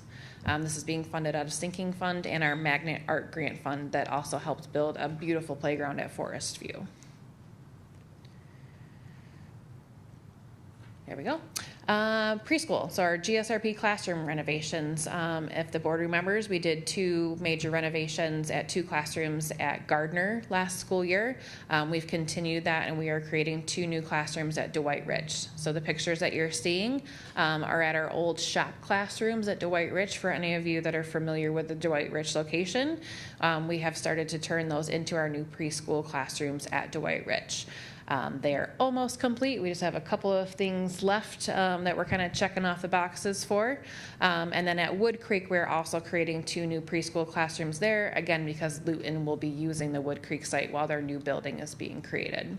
And this is being funded by Sinking Fund and our general fund. Parking lots, as President Moore had mentioned. So we're putting in several new parking lots. The top picture that you're seeing is the entry to Gardner International School. So we're replacing all entry and all parking lots at Gardner, as well as their basketball court. So super excited to get that done. The entire west lot is already done, and we are currently working on the east lot. And then your bottom picture is Dwight Rich. So the giant parking lot in the back where our staff, that our staff uses and our parents use for drop-off, we are completing that area, and we are also redoing the sidewalk area at the back of the school and the basketball court as well. And then at Cumberland, we are doing the parking lot there, so we're continued on site work, and we're also doing the basketball court at Cumberland. So while we're doing the parking lots, we're also redoing the basketball courts, and this is being paid for out of our Sinking Fund. So bottle fillers. One of the things that the board may know about is there's new filter first legislation. A lot of this stemmed out of the Flint water crisis. And so there's an expectation for schools and daycare centers to have their lead levels in schools and at daycare centers at a much lower level than I would say the community might have. So new filter first legislation has gone into play. We must be compliant with it by this fall. proud to report that the district is fully compliant at this moment in time. We did receive a Filter First grant that allowed us to replace all of our old bottle fillers and all of our old water fountains with new bottle fillers that meet all of the current legislation. And also in all of our preschool rooms, we put in undermount filters at those sinks because we know our preschool rooms use a lot more water in the classroom and spend a lot more time in the classroom. So we put filtration systems right at the sinks in those classrooms. Next is our Hill Community Center Gymnasium grant that I kind of mentioned a little bit ago. So we got about $2 million for that, straight from our community center grant. We put in the gym, we're doing new HVAC, a new floor, windows, bleachers, ceiling fans, and electrical upgrades. We're also using that money to put in new flooring and paint in the main office and the community rooms for the community center. And then we're putting in new doors in the hallways to separate the center from Lansing Tech and the rest of the high school. So obviously that school was built to be a full high school. We have community partners in that space, and we also have our high school students. So we're adding additional doors to go ahead and separate out that space so it's more clear to both the community and the students where the boundaries are inside of the school building.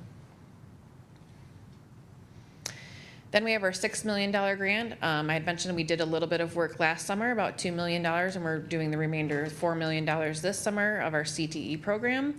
We're putting in a brand new main entrance that we jokingly say is the Dr. Rodriguez entrance after he came to a capital projects meeting. We're also doing a remodel of the remaining CTE classrooms, a full remodel and upgrade to the CTE kitchen for our culinary arts program, and we're moving the main office to the front of the school where the new main entrance is that we're doing, and putting in a secure vestibule.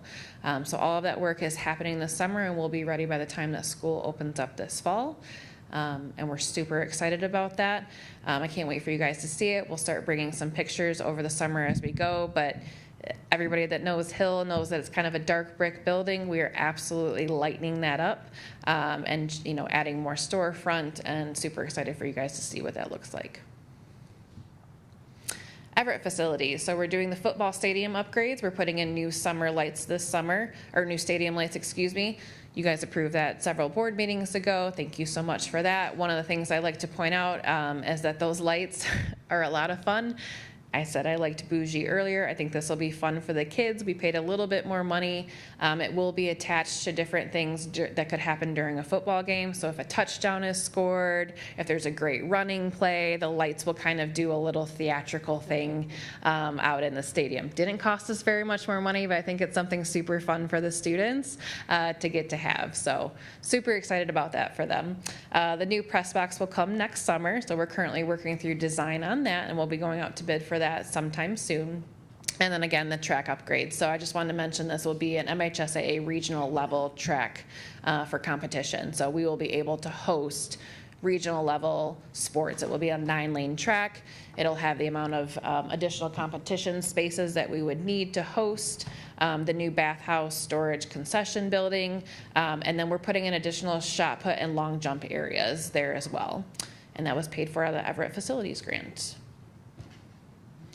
Sexton, so this summer we are doing new doors and storefront at the main entry, so they'll get a whole new set of doors and new windows out front. We are completing the AC in the annex building, and then we're going to do new paint throughout the first floor corridor. So brand new bursts of paint throughout the entire first floor. Super excited about that. Fall of 2026, we'll be doing the new stairwell doors. So those of you that have been at Sexton, you can see kind of the doors that are at each stairwell need a nice uplift and a new, they need some love. So we are absolutely doing that. The reason it isn't happening this summer is due to the lead time on doors. So doors have had quite a lead time, especially after the pandemic. So we're still kind of working through that, but we will be doing that at nights and weekends, throughout the school year as we get those done. And we'll also be working on in the spring and summer, doing some the auditorium upgrade that was mentioned earlier. We're super excited to bring that to life and revamp the auditorium, and then we'll be working on classroom flooring and paint upgrades. Any questions on the capital projects before we move on? Trustee Nowinski. Yeah, could you briefly share what the sinking fund is and what the timeline is currently for our sinking fund millage? Sure, absolutely. So the sinking fund is something that our community approved, so thank you to the community. That is to help with, I don't want to say dire needs, but structural needs. It allows us to pay for a lot of things that need to be done, roofs, boilers, upgrades to facilities. We can't use it to build new buildings, but we can use it to make upgrades to our facilities. It is a 10-year sinking. It's a 10-year fund. We are currently in our 6th year, so we have 4 more years to go on our sinking fund. It is based off of taxes every year, so the average, that's why I mentioned that the average is about 8 million. When the sinking fund started, we were closer to 7 million. Now we're a little bit closer to 9 million, so it just depends on the tax incentives, but that's what we use it for. Every year, that's annually, correct. 4 more years. Vice President Lopez. For the Sexton Auditorium, it's going to be AC as well, right? Correct. And lighting and all that. Correct. So we're currently working through that. We're the biggest components for us, and we've worked through the school to ask them what are the most important needs for you. We've worked with our architects, our engineers, basically everybody that's sitting at this table have done multiple walkthroughs with additional people. We have a set fund of money, you know, what can we do now and then what can we make upgrades to as we go on each year. So one of the biggest things that we'll be doing is upgrading the stage, upgrading the seating will be a huge part, also making it more ADA friendly in that area. We'll be looking at the rigging, some of the lighting, the curtains, some of the sound, upgrading the cameras, upgrading the walls, the vents. Currently the HVAC systems are actually connected to the chairs at Sexton. So again, one of those things that was innovative kind of back in the day is a little bit more troublesome now. So we need to make some HVAC upgrades to have the vents come in through the floor instead of them being attached directly to the chairs. So we're making all of those upgrades to the stage, making that more sustainable for a long time. And then what we'll do is work on doing additional upgrades, adding additional sound quality as the years continue to progress. It's got a really nice balcony. It does have a beautiful balcony. We're going to concentrate on the first floor for now, and then the balcony we will explore in later years. Trustee Rodriguez. Thank you very much. I was waiting for the word painting. Yes. And finally, you mentioned that when you mentioned Sexton. Yes. Do we have a kind of a schedule on how to paint the schools, on how they look inside now? Because we are doing many things outside, but I didn't hear anything about inside of the buildings. Yes. About painting. Yes, absolutely. Thank you for bringing that up. So I kind of kept it on the large projects, but we are painting several of our schools on the inside as well this summer. I just didn't want to go through all of the projects. Everett is getting a complete overhaul on paint on the interior as well. That work has already started and they're currently on the 3rd floor. So we're doing an update of paint there. Several of our elementaries are getting updated paint on the interior as well, including their cafetorium, so their cafeteria / gymnasiums. So we are doing several paint projects throughout the district. Sheridan Road, Cumberland, Geyer Park, more than that, but we are doing several of our schools on the interior paint. We're also doing some flooring upgrades in several of our offices and schools. We're looking at door upgrades, both exterior and interior at several of our schools right now. We have multiple roofs happening right now as well. So we have a lot of other projects, but thank you for bringing up the painting. When you're doing this project of painting, do you have different organizations, or do you have people applying to the jobs? How would that process go? Sure. So we ask for bids. So we have a large list of painters who are approved already to work through the district. I want to say about 15. So what happens is our team reaches out to that list of vendors and says, hey, can you take on more work this summer, for one? For two, please submit a bid. So we try to get in as many bids as possible. And right now we have 5 different painting groups that are working on painting on the inside of our district. Wonderful. Yes. Any other questions before we move on? Okay, I'm basically going to be turning this one over to Mr. Wills because we're going to be talking about our strategic capital planning update or our master facilities plan, which Plant Moran Real Point has been assisting the district with. Thank you, Ms. Light, and good evening, President Moore, Superintendent Schulter, and board members. So again, as Ms. Light mentioned, there was a request for proposals to provide a facility master's plan for the district. So again, the district has been very forward-thinking. You're not waiting for the $129 million bond to be finished. It's like, what does the next 5 to 10 years look like? So today we're kind of at a great point where we've wrapped up 3 of the major initiatives. The first one being a facility needs assessment. So as Superintendent Schulter mentioned, we had a chance to walk through all 38 buildings, about 2.2 million square feet. If you may or may not know, we were actually the program managers on the statewide facility assessment, so we've incorporated some of that information.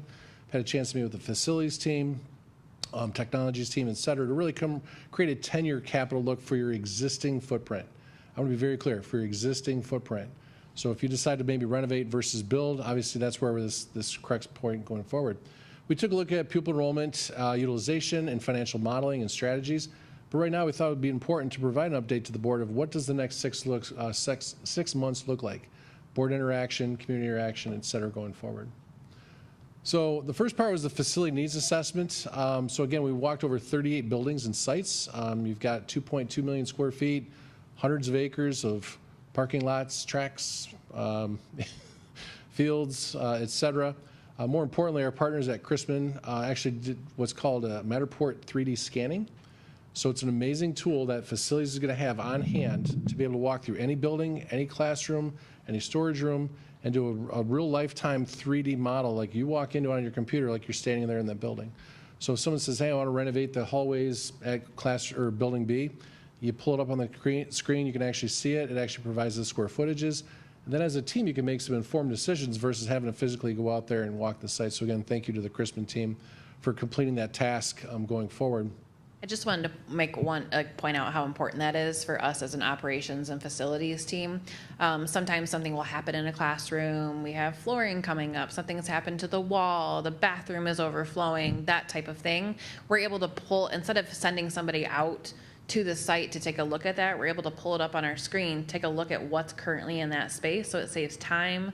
It's an efficient thing for our team to be able to pull up exactly what's in that space, and then make decisions immediately on the spot if it's not an emergency of how we need to move forward. So it's been an extremely helpful tool for us to be able to use in the district, and I just again want to thank the Crispin team for contracting with us and partnering with us for that work. I know Mr. Crow's been here for 25 years. You always ask how many existing facility footprint, floor plans do you have? And it's kind of hit and miss. This is literally a 3D model of every floor plan of every building of the 38 educational facilities that they have at their fingertips now to really take a look at forward thinking of what you do with your facility maintenance and improvements. So the next step of that, it was kind of the findings. So again, we take a look at, we'll call it the infrastructure. So right now, if you take a snapshot in time, you obviously have a lot of building envelopes, tier renovations, mechanical, electrical, plumbing. It's about $350 million of critical needs, keeping in mind that you're currently accomplishing about $183 million. So as Superintendent Schulter mentioned, if you look at replacement costs for a building, so here's the question you always get into. Do I renovate a building that's 70 years old or 60 years old, or do I build something new that has 21st century learning, more efficient operational systems? That number, again, if you're looking at $400 to $500 a foot for new construction, could easily be in excess of $900 to $1 billion. So we're at one of those points of what does our footprint look like?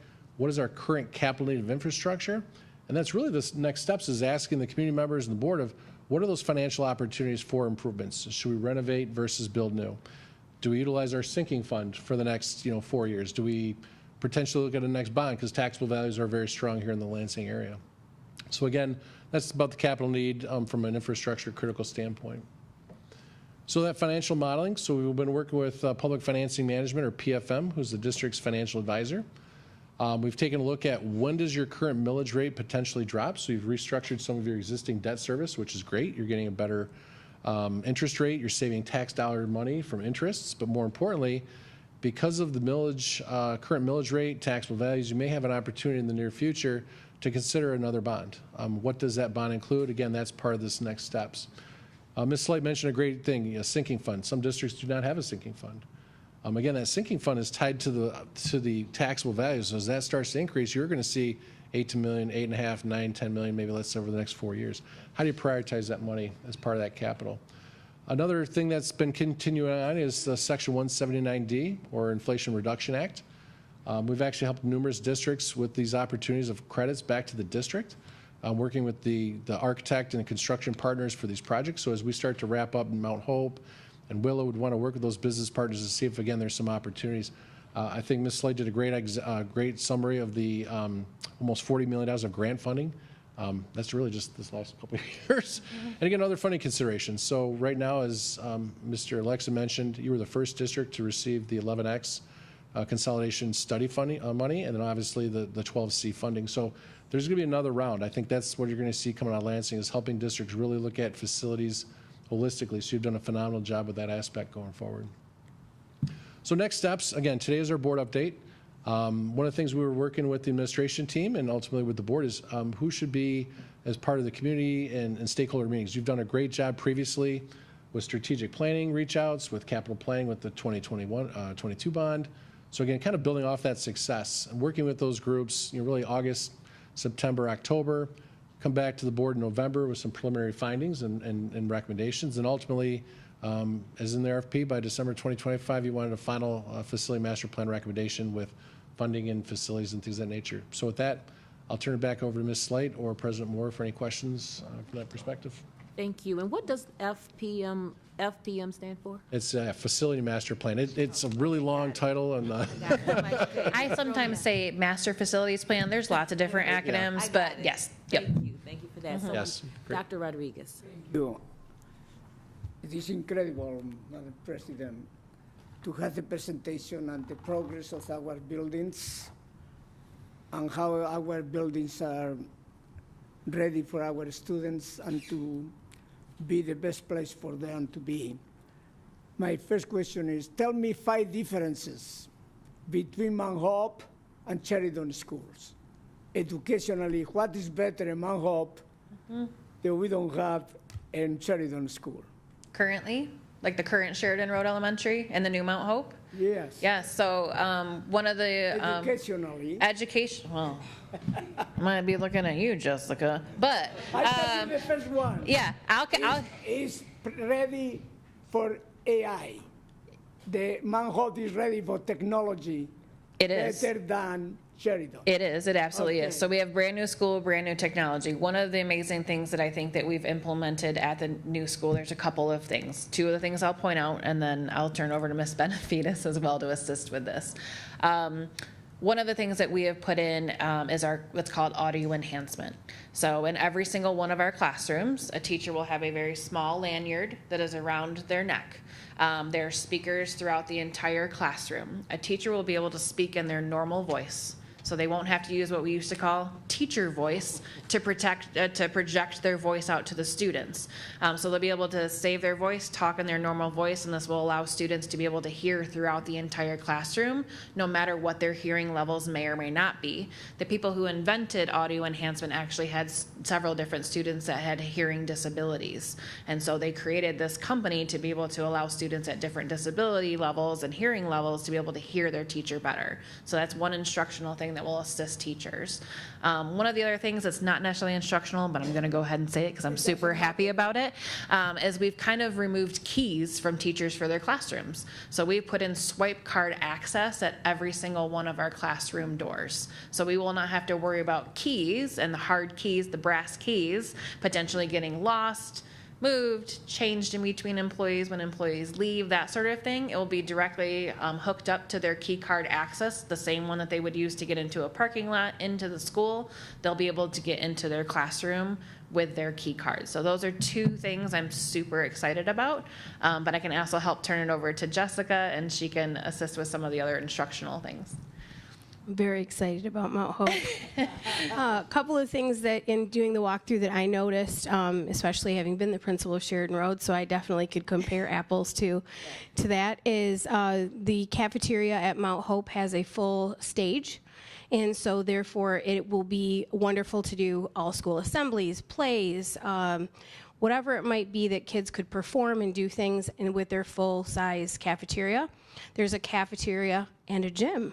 And the gym is a regular middle school-sized gym, unlike Sheridan Roads, which is a gymnasium, whatever we wanna call it. Cafetasium, yeah. Cafetasium, which is the cafeteria and gym is all in one at Sheridan Road.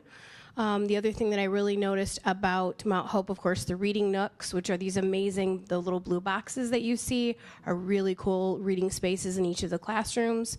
I noticed when I was there the high ceilings for students. There's lots of light that's coming in the classrooms. And then, of course, Sheridan Road was originally a K-5 school. And so if you visit Sheridan Road, it's a beautiful school. Because I was there, not as beautiful as Mount Hope, clearly. But the other thing that you'll notice is the classrooms at Mount Hope are appropriately sized for all of the students that will be going there. Where if you go to Sheridan Road, we have these really large classrooms that used to be kindergarten rooms, and we have these much smaller classrooms that were the upperclassmen classrooms. And so it's really very well designed for students. There's wayfinding for schools, for the students there as well. So I could go on and on. There's really wonderful things. So Sheridan Road families, you'll be well taken care of next year in that facility, but we welcome the new school for sure when that gets to be built. I only asked for 5, knowing that you have more than 5. Yes. I don't want you to fail. Yeah. But number 2, Mr. President, I think that we mentioned a lot of times the sinking fund, the bond money, and we still have projects to do. I think that we need the information, not now, but how much money we were asking in the bond, how many millions are already used, how many more millions we still have, and what we are going to do. At the same thing, the sinking fund now, knowing these 4 years, then I think the board need to know that we know what is going on. Lansing, I think I had to collaborate with the superintendent and another board member was saying about the renovations of the Lansing buildings. It is incredible when I go around the city and I see the schools the way they look today. Lansing should be very pleased and very happy about to have the kind of the buildings that we offer to our students. And I think that they are going to see how our students are going to be learning better because they are having this kind of buildings. It's going to take time, but sooner or later that will come. Then thank you to all of you. I had my question to all of you. I hope the noise in Mount Hope I can talk about that. is going to be less than Sheridan. It is. I can talk about it. So we've actually started to do some noise studies. So we absolutely took your recommendation when you came to our board facilities committee. So we've started to do some noise studies at those locations to see how noisy is it going to be. And I'm happy to tell you it is going to be no more than hearing the rustling through the trees. So that is what I'm happy to provide you with the reports as well. But we did the noise study, and what they compared it to was a 5 to 10 mile an hour wind blowing through the rustling of the trees is about the noise level that a student would hear if it was completely quiet in the building. So I never lose. When I lose, I learn. yeah, that's very true. Yes. Thank you very much. You're welcome. I love that. When you lose, you learn. I love That's that. right. All right. Any other questions from our amazing board members tonight? Okay. Vice Not President. a question, but as we look at upgrades to schools and building schools or whatever, I think we also need to do a study on student population for the next 10 years and see how our facilities, are right-sized. Do we need less? Do we need more? Because, that's just the fact of life. We need to do that to compare how our planning will be for the future. Thank you. All righty. With no more questions for I our. have one more comment. Oh, yeah, please. We don't talk about this often, but we all get to sit here and present to you, and give kudos and praise to all the wonderful things that are happening, but I just want to give props to Andrew's team, the guys in the field, Logs' team, Todd, Tex. You guys don't see that a lot, but those are the folks that are here on Saturdays, that are here late at night, weekends. I've heard many times you get a not so favorable contractor that says it's just a school, and they've been corrected many times. So it's not just a school. Somebody's kids go here, your kids could go here. They might not even live in a district, but those are the folks that are making these schools beautiful. They care about the quality. I'm going to say some things just because I'm getting old in my years, but Mark Heidela, the superintendent for Mount Hope, that kid is awesome. I love him to death because he will say things like to contractors, they're like, stop pointing things out to Alexa. And he's like, Alexa's been doing this for 30 years. You think I'm going to put anything past him? So I love it. And he just knows what we look for.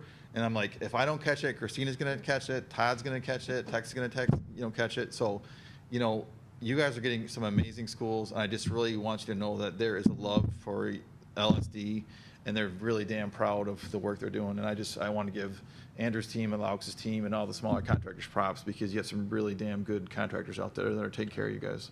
Wonderful. Thank you for that.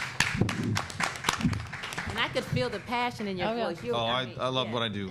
All right. Wonderful. While I have the floor really, really quick, we haven't done this in a long time, but we have a new director of operations. We do. Kimberly, can you stand up for just a second? So Kimberly Vaughn is our new director of operations. She has been in the field for a very long time, but she has been with us for just a few short months, and she is absolutely amazing. I know some of you have met her already, so I just want to take this opportunity to introduce her to you. So Wonderful. Welcome to the Thank you. Lansing School District. It's got all kind of good stuff going on tonight. All right. All right, thank you so much. Thank you for presenting. Thank you so Thank you, much. guys. You and your posse, you all are. Thank you. All righty. All righty, we will move on to our reports this evening, and I will act as trustee Nevares Martinez because she's not here. So I'll be reading our secretary's report for June 5th, 2025. Families must, I say must, and please, request transportation for coming school year by July 13th. Families, please and must request your transportation for the coming school year by July 13th. The Food Summer Service Program is available. Call 517-755-2750 with questions regarding the Summer Food Service Program for children's ages 18 and under. August 18th will be our teacher's first day back, and August 20th will be our first day of school. The next board meetings will be held on July 24th, would be our regular board meeting and our informational study session. August 1st and 2nd will be a special board meeting. It'll be our board retreat located at the Ebersol Center. And August 7th will be our regular board meeting. That concludes the secretary's report this evening. Moving on to our committee reports. Our first committee report is from our facilities committee, and we just heard from them, but we're going to hear again from Vice President, maybe not. Yeah. Okay, yeah. Vice President Lopez. What I'm going to do is just going to pass the ball. Okay. No, You want me to take yeah, just to say that we have 1,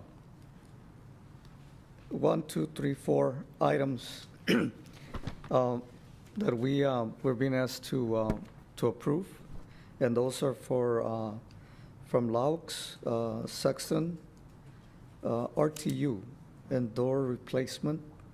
I'll find out what RTU is. Rooftop units, that's for air conditioning. Rooftop units and door replacements, okay. From Christmas change order 120 for Willow Wall Panel System. C, bid recommendation, electric school bus chargers that we heard already the presentation.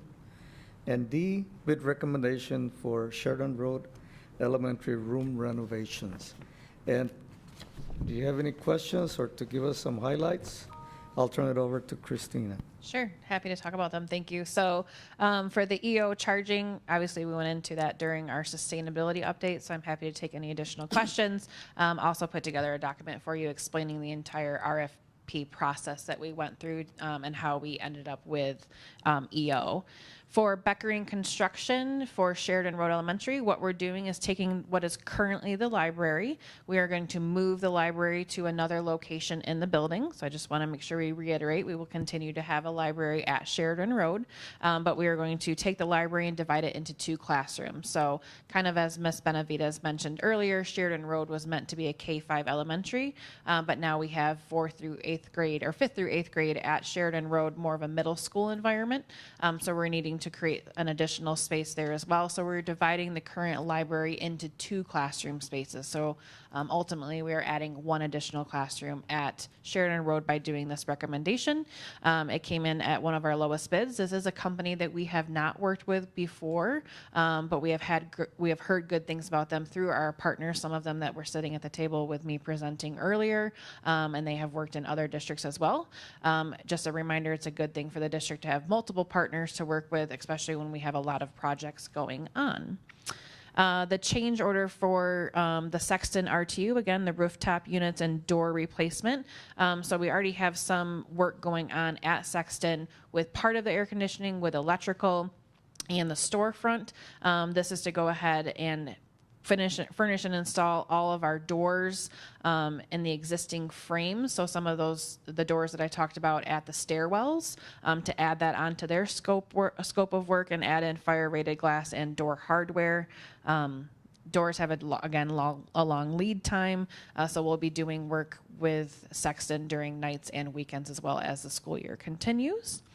And then for the change order for Chrisman, for Willow. So when we initially started Willow, if any of you have driven by Riddle Elementary or Willow at Riddle, you'll see what I call the decorative panels on the exterior of the building. So it's a way for us to add some life, some flair to our schools. In the original Willow design, we had those types of panels on the building as well. When we looked at what custom colors would look like, because we're looking at having each building have a custom color for wayfinding for our students, the original bid, was to have a traditional aluminum or that kind of color. When we looked at adding in the custom colors, the bid then went up significantly. So we started looking at other options to put on the building that might still provide us that color option, but maybe at a lesser cost. So this additional increase in the change order of a little over $300,000 is to put in what is called Nichiha.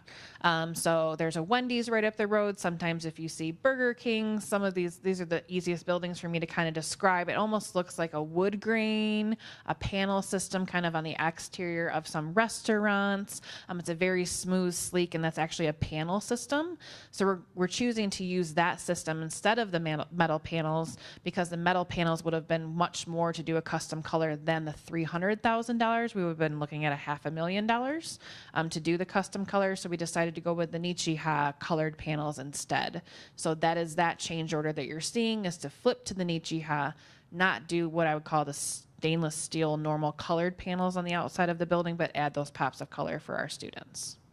Happy to answer any questions. Christina, you didn't tell them that we were still within budget for that. Oh, yes, we are still within budget for Willow. So even with this change order, thank you very much for pointing that out, Ms. Williams. We are still within budget. This is using some of our contingency, but this is not putting us over our overall budget for Willow by adding this dollar amount in. I see that it's a large amount, so thank you for pointing that out. This is not putting us over total project cost. It's wonderful. All righty. Thanks for lifting that. Yes, Trustee Nowinski. Could you just speak to the Sheridan Road projects? I know this and some others. Are those being done with the mindset that they could potentially be moved once we replace that school? Or is this, I know we have years left, we have to do the work. So. Sure. So with Sheridan Road, it's going to be we wouldn't open up the new school at Sheridan Road until fall of 2028. So we still have 3 school years that we need to get through until we get to that new building. When I speak through some of the air conditioning projects, they are absolutely being considered being able to use those units then at other locations. So we're going to start the work at Sexton High School with some of the units.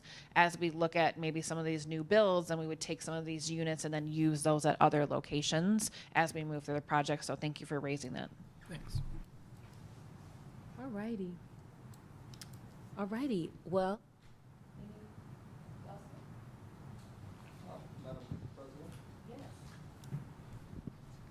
I move that the Board of Education approve items A through D as presented. wonderful. It was moved by Vice President Lopez and second by Trustee Rodriguez. May I, all in favor signify by saying aye. Aye. Any opposed? Motion passes 5-0. Next, we're on to our report from our superintendent. You have the floor, sir. All right, good evening. It's definitely evening, 7:50. It's great to see everybody. I don't want to take too much time. We've already had a lot of really great presentations, but I think it certainly behooves me to talk about what you saw today in both major presentations. You had one about a budget. That budget explains kind of very clearly the top line, the 10,000-foot view of what we're doing with everybody's tax dollars. What I'm really pleased about is that this budget shows a real commitment to students. It's a real commitment to teachers. It's a real commitment to this community.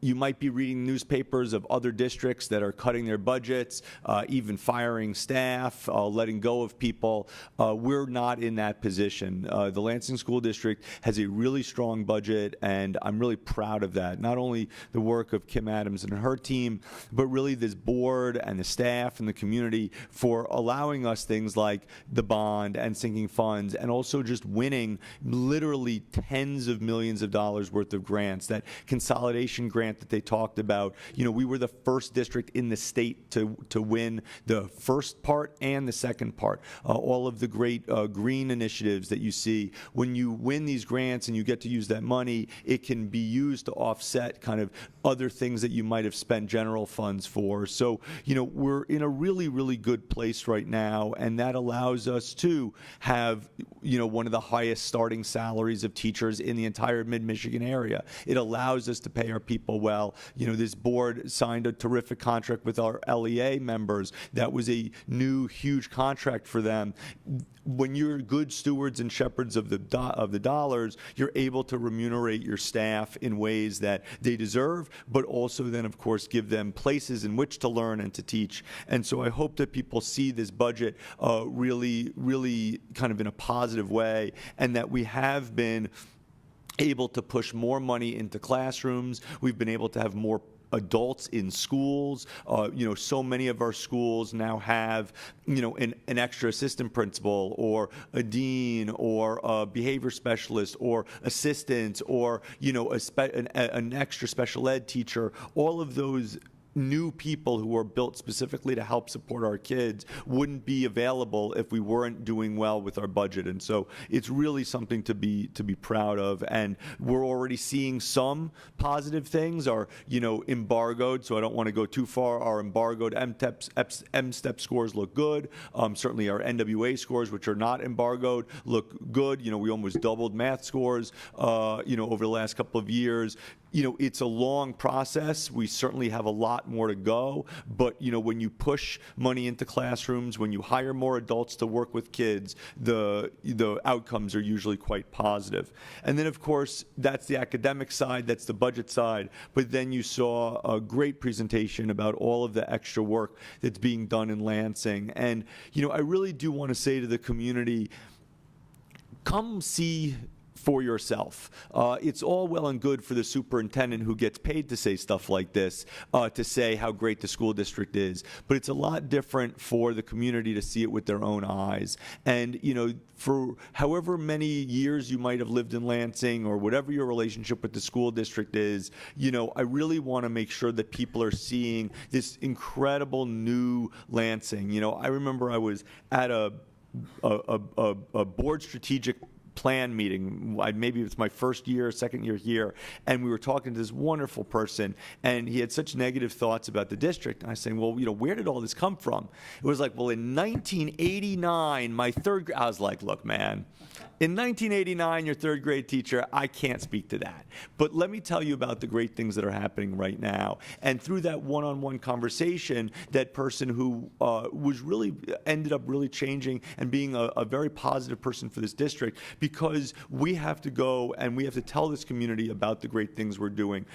Because I don't want you to just believe my words. I want you to see it in action. Come visit these schools. When we have our open house for Mount Hope, I hope we pack that building with hundreds and hundreds of people. When we open up Willow, hundreds and hundreds of people. But even if there's just a neighborhood school you want to go see, knock on the door. You're going to have to show ID. We're going to go through a background check. But, we want you to know what's happening. And even as you just drive by, look at the new Willow that's coming up from the ground. Look at the new Mount Hope. Look at the fences and the paint and the new playgrounds and the new basketball courts. I mean, we didn't even talk about it. We have a brand new gymnasium at Atwood. It's amazing, right? And so I just hope that this community can be really proud of what's happening. It's your community. You've helped us do this. I want you to take that win. And so when you look at the budget and what it means and the focus on children, the new buildings, the new playgrounds, the focus on children and staff, I just hope that people really don't just take my word for it, but go out there.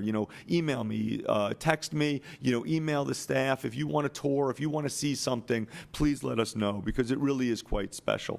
Other than that, we haven't had a board meeting for a while. I just want to say congratulations again, of course, to all the graduates. Having graduation at Breslin is awesome. I hope we never change that. It's really just a terrific day to see all of our families out there. There's parking, there's 20 tickets at a minimum per family. We can get everybody in there, but really just the warmth and the love and the support of the community when their children pass across the stage and we hand them the diploma and congratulate them is really something special. And so, as we end the month and we end June, I always think of June as graduation month. And so it's really just a privilege to be here and also to be, one of the people that can hand those diplomas off to the children. And again, I hope the community is really, really proud of those children. They've done some amazing work in order to graduate, and wherever they go off to, college, career, military, what have you, we should be really, really proud of them, and I know I am. So with that, there's a lot more on the agenda, so I don't want to take up too much time, but I will kind of pivot towards one of the things that's on the agenda is that this board's going to have an opportunity to vote on a new math curriculum. Now, I'm going to certainly let Jessica explain all of this, and she's the right person for it. But what I can say as a superintendent is having standardized, high-level curriculum for our children is one of the best ways to move our kids towards success. Our teachers are awesome, but we have to make sure that they have in their hands the best tools. We've already had a year of CKLA, which is a top-notch English curriculum. We've already seen gains. Now, today, we're going to have a conversation about a new math curriculum, and we're doing something really innovative, which I'm going to have Jessica explain. And then my hope, of course, is that we're going to move forward and have top-notch math curriculum in front of children. And I really guarantee that you will see some major changes and major gains in our students over the next couple of years. So with that, I thank the board, of course, as always, and turn it back to our president. Thank you. Thank you so much, Superintendent. I like to hear we are focused on student achievement. That's extremely important, and I'm going to channel my Trustee Hurd and tell everybody to come on home. I can't say it like Trustee Hurd, but come on back to the Lansing School District. All right, moving on to new business. May I have a motion to adopt the 2025-2026 budget resolution at this time? Madam President, Trustee Nowinski? I move that the Board of Education approve the 2025-2026 budget as presented. Second. It's been moved by Trustee Nowinski and seconded by Vice President Lopez. Is there any discussion at this time? Madam President, Trustee Nowinski? I just wanted to note one thing that wasn't in the general fund that's also in this resolution is the food service fund. I know there was one note on the audit from last year to spend down that fund balance to the guidelines, and that this does achieve that by the end of next year on what's in the proposed resolution, get it into that 3-month goal. So thanks to the staff for preparing that, meeting that audit guideline. Thank you for bringing that to our attention, Trustee Lewinsky. Are any other questions from the board this evening? With that being said, all in favor signify by saying aye. Aye. Any opposed? Motion passes 5-0. Moving on to B under new business, and that's the K-12 math curriculum purchase. Ms. Benavidez, would you like to speak on behalf of the community? So I'm excited tonight to bring the quotes for the math curriculum purchase to the board. I do want to tell you a little bit about the process. I know I did send an email kind of outlining that, but I think it's important for all of the people in our community to kind of understand how this is pretty innovative. So I am lucky enough to be able to chair the instructional council with our LSCA president, Chuck Alberts, and it's a group that meets once a month, and it includes a lot of directors, teachers across the district on the council. One of the primary responsibilities of the council is to review curriculum, to review data, and make sure that we're putting the best instructional materials in front of our teachers and our students. The math materials that I'm recommending for adoption this evening have all gone through extensive audits. One is through Ed Reports, which makes sure that it is aligned to the core curriculum, it has rigor, all of the good things that you need to have for curriculum, and those were all selected as green, which is the highest indicator for curriculum. So we know that we already started out with some wonderful curriculum to put in front of teachers to pilot. And then we also put it through the a scorecard to make sure that it is also culturally responsive, and that again indeed was highly scored through that process through instructional council and through some of the leadership from Dr. Sarah O'Neill. So this evening I'm bringing forward for you for approval SAVAS, which is also called Envision. That's our high school program for algebra, geometry, and algebra 2. They do include hard textbooks as well as consumables for students and a digital bundle as well. So it will kind of touch all of the pieces that we think the high schoolers will need for those materials. It was piloted by our high school along with another curriculum tool, and was highly voted by the pilot teachers to move on.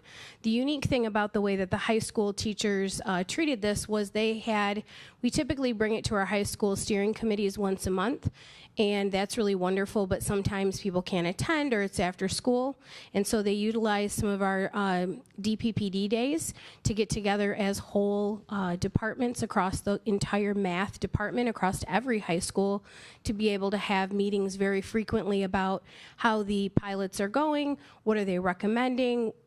Everyone got to ask questions, and so this one really went without fail, that they felt like they were all highly involved in the process, and they recommended to instructional council that we adopt Envision for 8 years for our high schools. We, as instructional council, voted and unanimously put that forward to for the recommendation of our superintendent, who then also put it through and approved it through that process. So I'm coming forward with what you have as SAVAS. The program is actually called Envision. The K-8 process, however, is a really unprecedented way that we are moving forward with this math curriculum. So as you know, I'm sure all of us learn math a little bit different.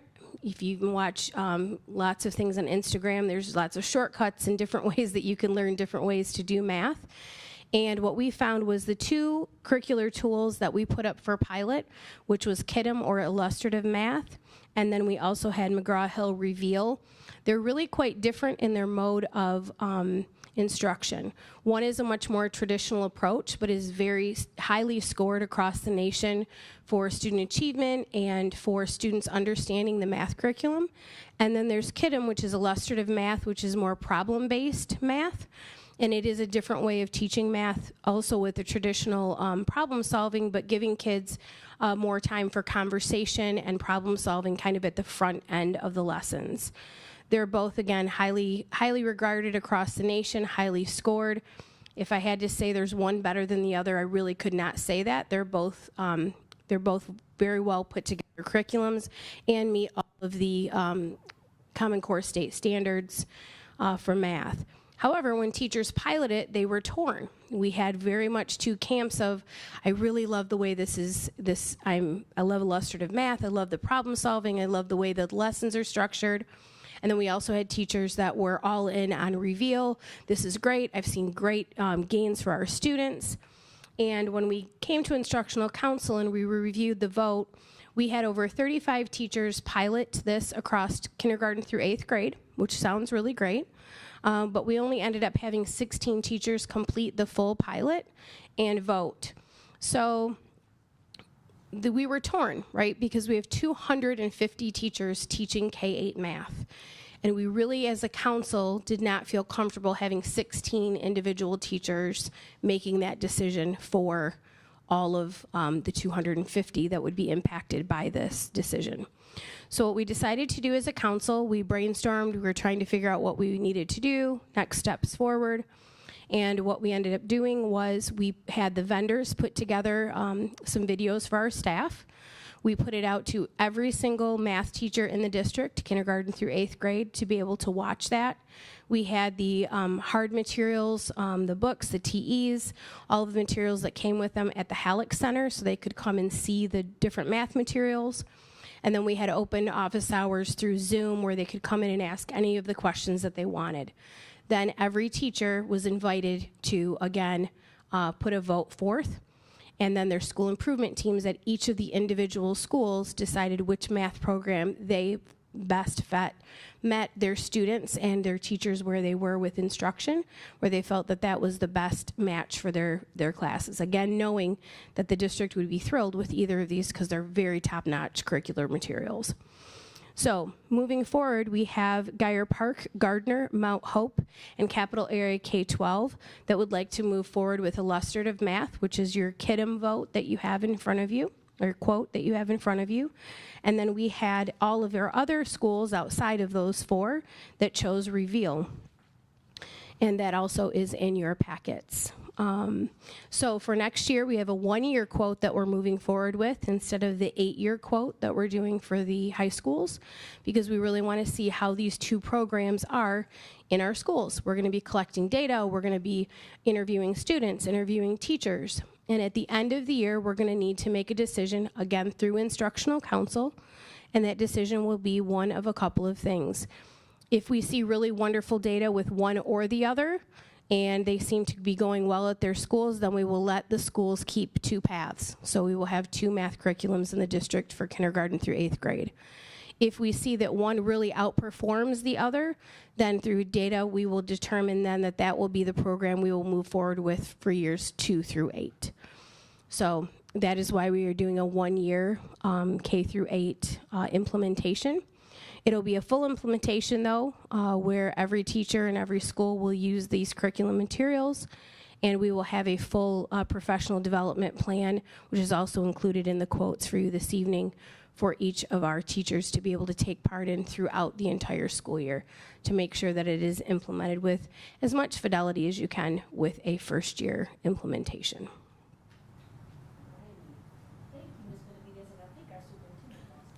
I just wanted to share a couple of things. One is I want to thank Jessica for all of her really hard work, but also to the staff. You know, they took this really, really seriously, and the idea that we are letting schools decide the kind of pedagogy that they want to work with, but yet choosing only high-level curriculum is really quite amazing.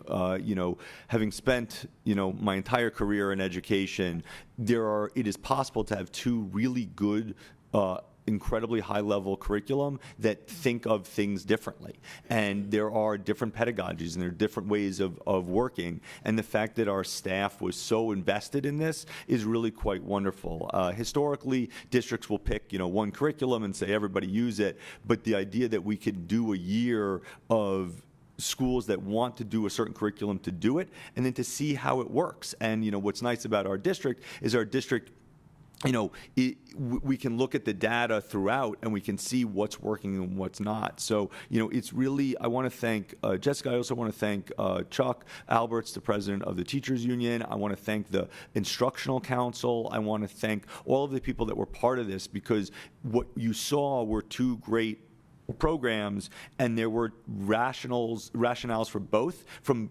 teachers we really respect. And so the fact that the union leader and the deputy superintendent could really come to this type of idea with the staff was really special. And I hope it actually works well, because I think it's a model not only for us but for other districts around the country. So I'm certainly happy to answer any questions about the pedagogy, but I certainly defer mostly to Jessica. But just know that these 2 are really best in breed for math.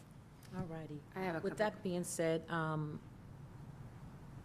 Trustee Williams. I have a couple of questions. Can you give me those schools again that want to go with Kingdom?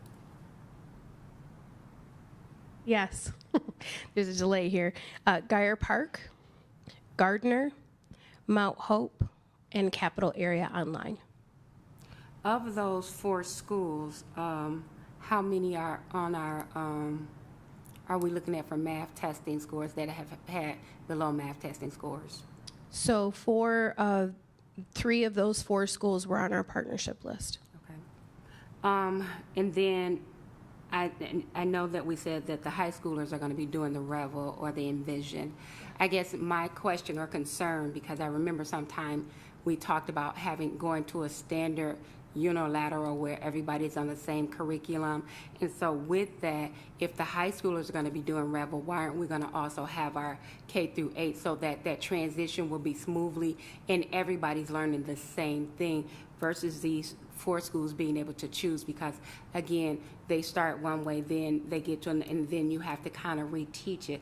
I just feel like that's gonna, it may be good for the teachers, but the students itself, I think it may create some type of influx of uncertainty. And then with us saying that we want our students to we're moving to one unilateral or primary curriculum, but then to have this out there because only one set of students will get to test it for 1 year. Does that make sense? Yeah, so just for clarity, our high schools are actually not doing Reveal, they're doing Envision. Reveal was one of the pilots that they could have chosen. The high school teachers had between Reveal and Envision, and they actually selected Envision. So we are already going to have our high school kind of on a different program, which is pretty common. We have that currently now with our Go Math. But in your response to yours, which is a very smart question to ask, and that's something that our instructional council did look at, we will be pacing the curriculum so that it is the same curricular standards at the same time. So for example, if I'm a student who is in 5th grade math, it will still be paced so that if my mom or dad moves to the north end of town and I'm going to transfer schools, I won't miss a beat, even if I go from Geyer Park to, let's say, Luton in a different math curriculum. So that will offer some of that continuous instruction. And that was one of the questions that we also asked at instructional council was how will that work if we have students move between schools? All right. Vice President Lopez. Oh, Trustee Williams, were you all set? I'm all set for now. Okay. Thank you. Lopez. So in the high school math, we're always talking about kids being prepared for college. So is this math program one that will kind of not blend in, but that would be something that colleges would be teaching as well? I mean, how does it blend into that? And so have we talked about that? Yes. So Envision, again, was rated highly through Ed Reports. In fact, it got the highest designation in Ed Reports, which is the curriculum analysis tool that's used nationwide. Our teachers also really loved the Envision because it's by the company that's Savas, which often does all of our AP programming. And so there is a level of rigor that is definitely there that would make sure that kids are ready and prepared for college. All righty. Trustee Rodriguez, excuse me, Dr. Rodriguez, yes. Very, very much. I am glad that you the word pedagogy or whatever you teach. I am so happy to hear the word curriculum. That's number one.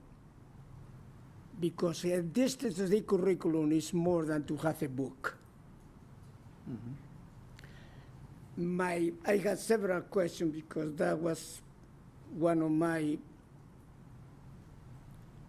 work in the past, and I had to be very sensitive for what is going on today. And the first thing is, first of all, we are buying a curriculum that we didn't create. It was created from companies that they dedicate their time to produce curriculum. I am glad that they study the curriculum And I hope that this curriculum are good for our students. How much money we have to pay for all this, total?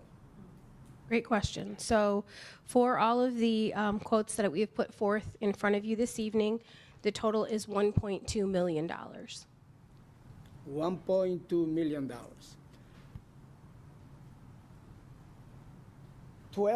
16 teachers went to the whole process. For kindergarten through 8th grade. Kindergarten to 12th grade. And how we are going to help the teachers in teaching that, not only in knowing the curriculum, that is number one, but second, how we are going to help them, prepare them to teach this new curriculum, because many of them don't even know what is there. We have a job to do in the district, and I am doing that because I want the students to be what just Mr. Lopez said, number one. And I just learned the Mississippi state curriculum and Louisiana state curriculum in reading went from being number 49 in the nation to be number 12 in the nation or number 16 because they were teaching a curriculum. And that is our opportunity today. How we prepare them, how we are enthusiastic about our challenges. Then that is how we are going to prepare them and how they are going to be responsible in learning this curriculum, because that will be the benefit for our students. And my question is, do we have a plan? We have a plan, okay. So yes, we have a plan. I'm actually very excited about this. Having been a teacher in the Lansing School District, there has been times where we have adopted curriculum and we have a one-day professional development, and then we say, ta-da, and you're supposed to kind of figure it out as the year goes. I'm really proud of the work of our instructional division, specifically Yvonne Thomas, Heather, and Lisa, who are there. We have an extensive curriculum plan, and we did this also with our ELA this year for our implementation, where we had instructional coaches from these actual companies work and spend time in each of our classrooms, coaching real time, modeling what it should look like. They would also look at lessons and then give critiques to teachers on tips and tricks of ways that they can better implement the curriculum. So they had real-time coaching in the classrooms. We will continue that for our math adoption. But the thing that's most important even to think about ELA, for example, is that was not a one-year professional development. So the coaching will continue in years 2 and in years 3. We will be also doing that with math, so it's not a one-time thing. This will start with our brand new teachers during our teacher orientation. They are going to get a first-time glimpse at the curriculum. Then as a full district during our Welcome Back Day, we will have full curriculum training happening then, and also in the summertime for those teachers that would like to come and join us during the summertime to do that. We're also really blessed to have 7 district-wide professional development days where we will be taking several hours each curriculum day that we have for the district to be able to do curricular coaching and professional development. They'll be mandatory for all students or all teachers kindergarten through 12th grade. So that will give teachers 8 specific days of curriculum training throughout the year, and then embedded training in the classrooms real time through these curricular companies. Not to mention the fact that we do have 3 instructional directors and instructional coaches that are also steeped in this model. So I really feel proud of the work that the instructional division has done, because we've been very, very thoughtful around the teacher education part to make sure that they really fully understand the curriculum and have an opportunity to ask questions not just in year 1, but across multiple years.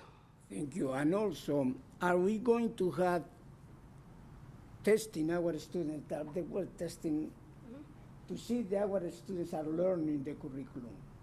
Are we going to have periodically the whole district kind of how our students are doing?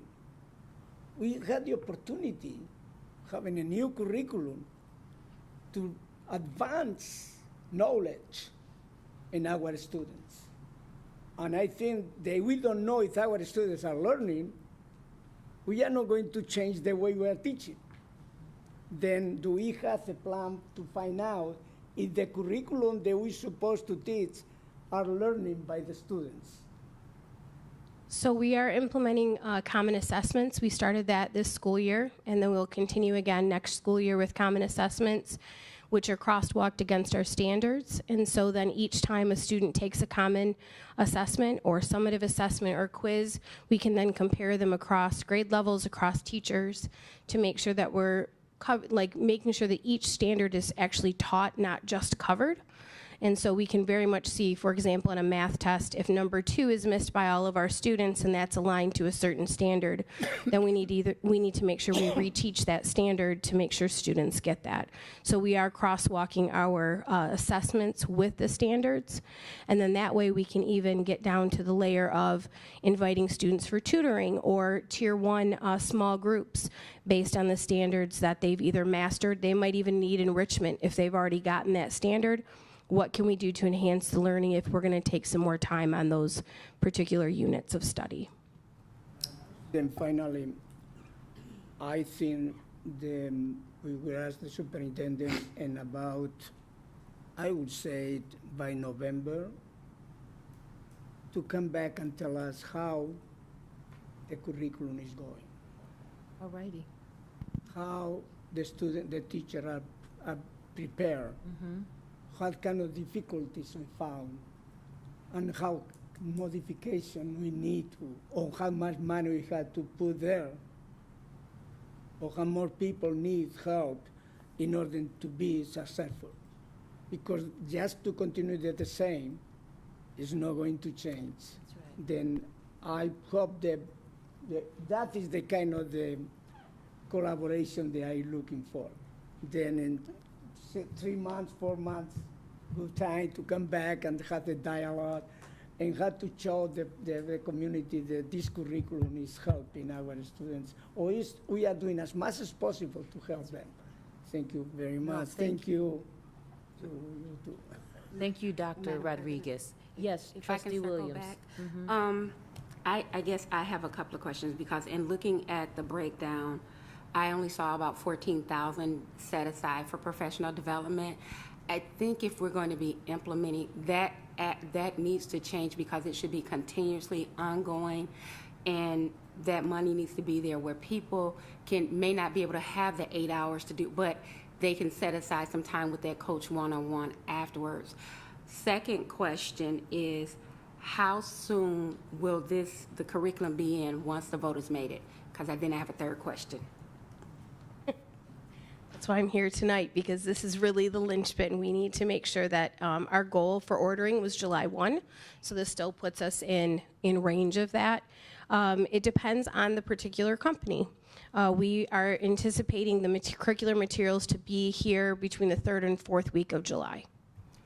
Okay, so just out of curiosity, and this is me being me, if we had to delay till the next meeting, because what I personally would like to see the different curriculums for each one that we're looking at, and just to see how to finagle it and go through it, because as a parent, we still have to be able to understand that, and that parent piece I haven't heard yet, and bringing in the community on that.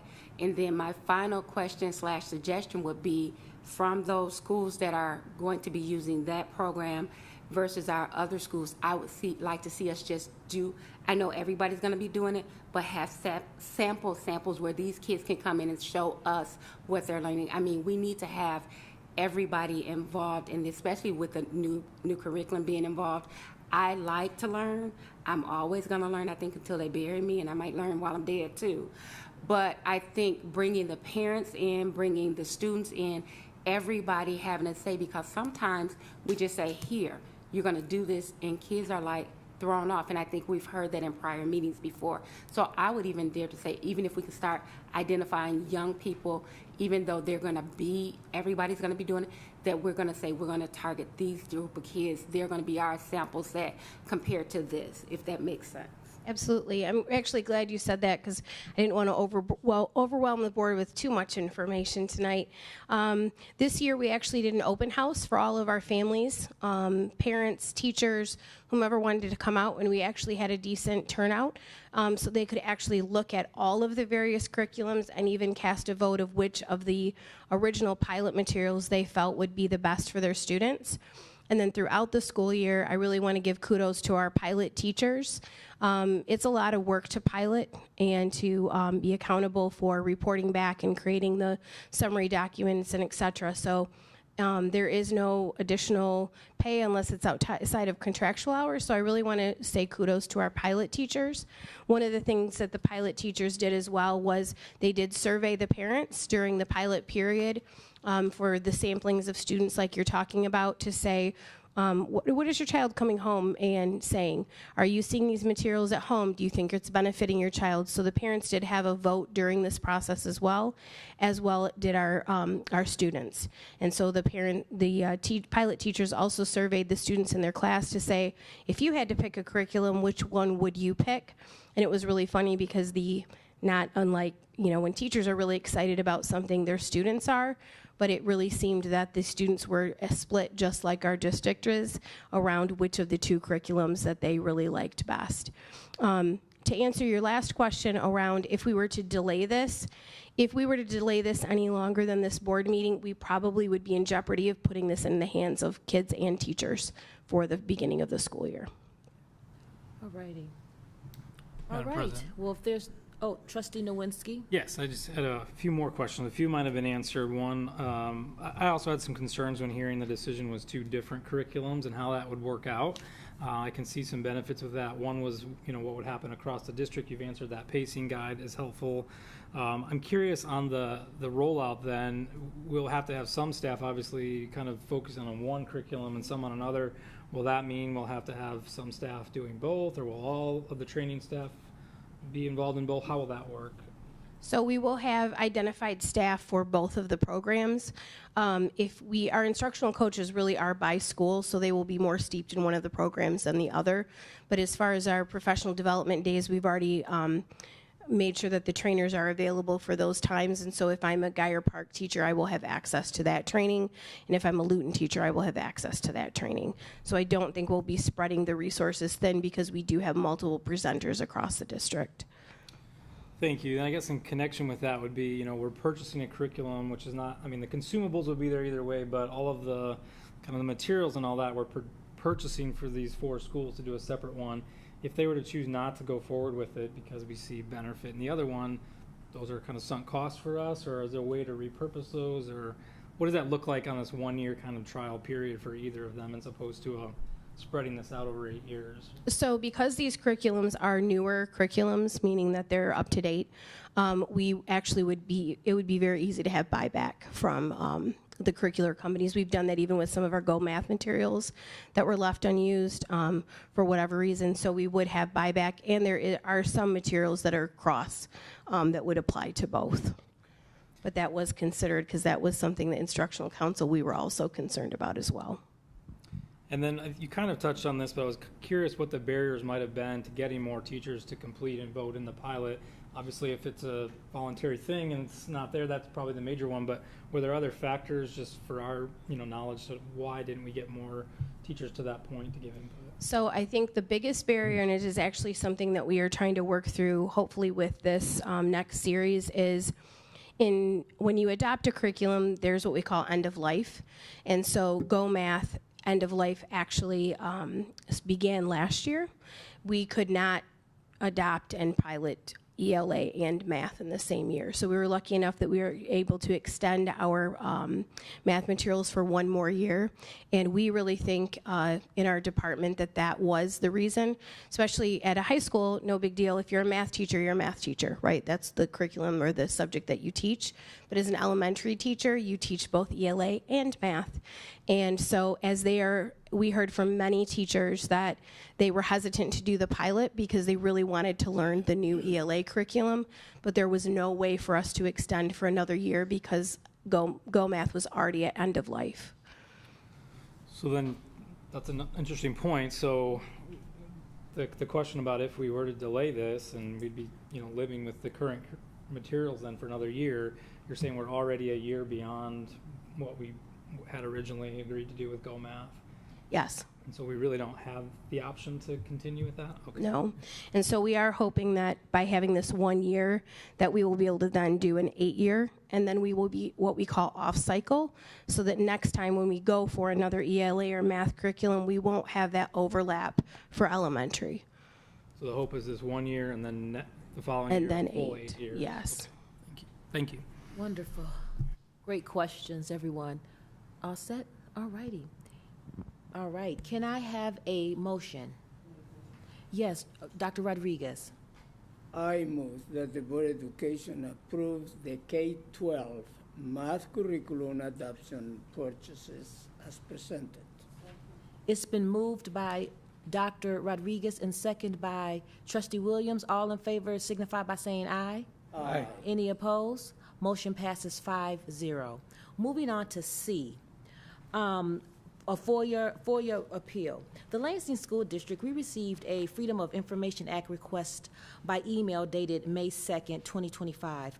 Copies of the final report by Troon Law Firm provided to the board in 2025 was requested. The Lansing School District considered the report to be attorney-client privileged and was the subject of closed sessions. Because of that, the request was denied. A FOIA appeal was received on June 10th, 2025. After reviewing the appeal, the Lansing School District considers to deny the appeal because the report is exempt from disclosure because it's subject to attorney-client privilege. School districts are entitled to seek legal advice and hold that advice confidential. Can I have a motion to deny the appeal for the reasons stated more fully in the proposed response letter?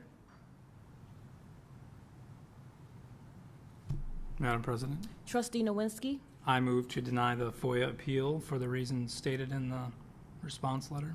It's been moved by Trustee Nowinski. Can I have a second? It's been seconded by Vice President Lopez. All in favor signify by saying aye. Aye. Any opposed? Motion passes 5-0. May I have a motion to take a 10-minute break, recess? President, I move to have a break of 10 minutes. Thank you. It's been moved by Trustee Dr. Rodriguez. Can I have a second? It's been seconded by Trustee Williams. All in favor signify by saying aye. Aye. Any opposed? Motion passes, I guess. Thank you. Thank you. Let's take 10 for a sec. Thank you so much.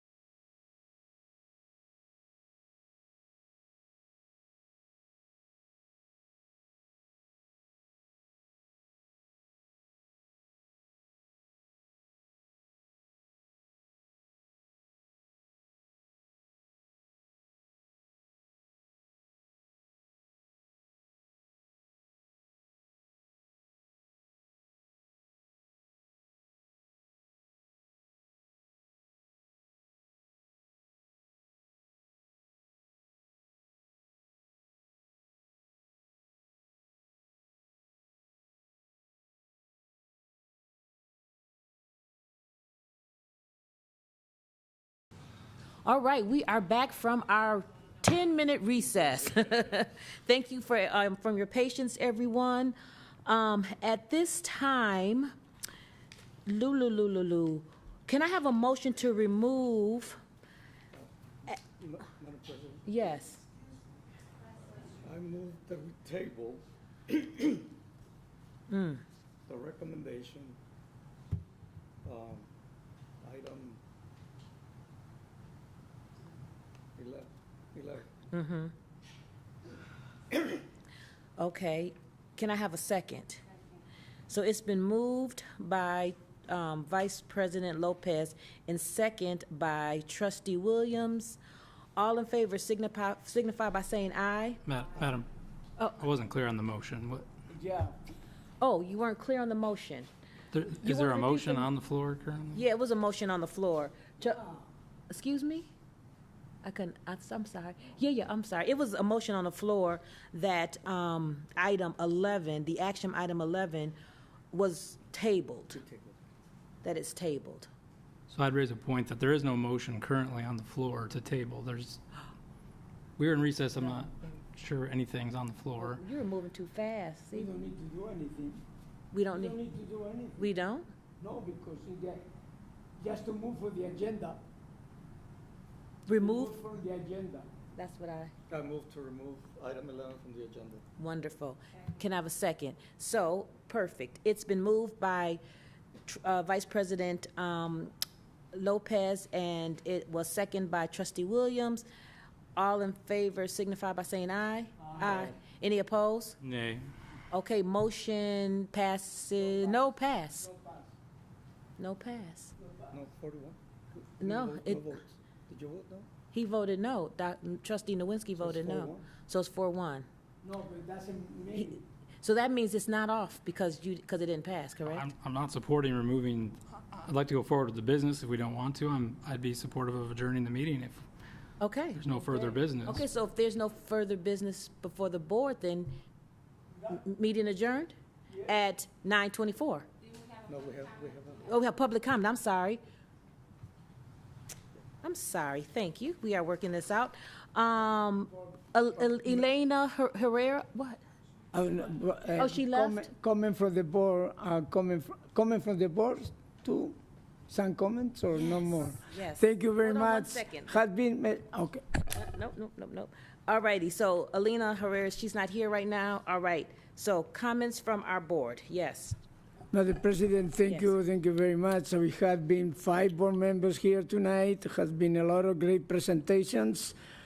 You know, it's summertime for our students, but also there are many activities going on in the schools.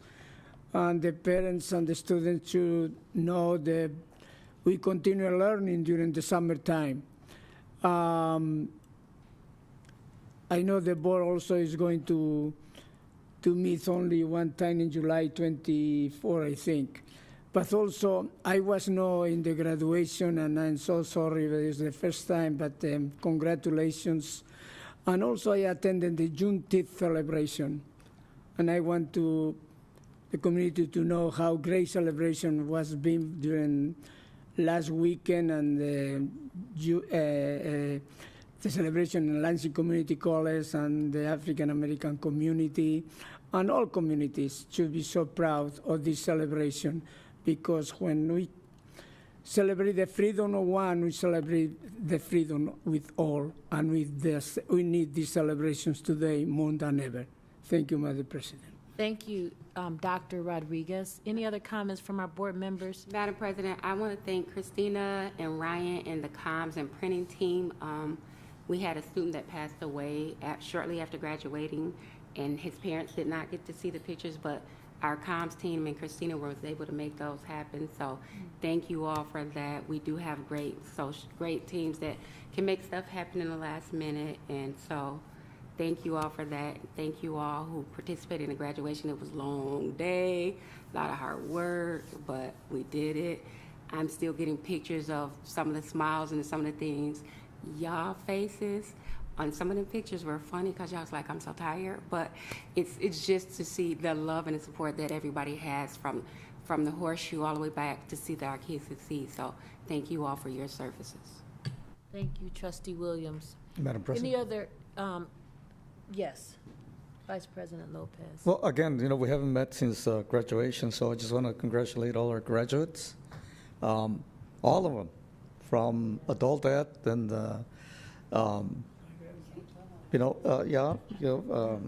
high school completion and everything.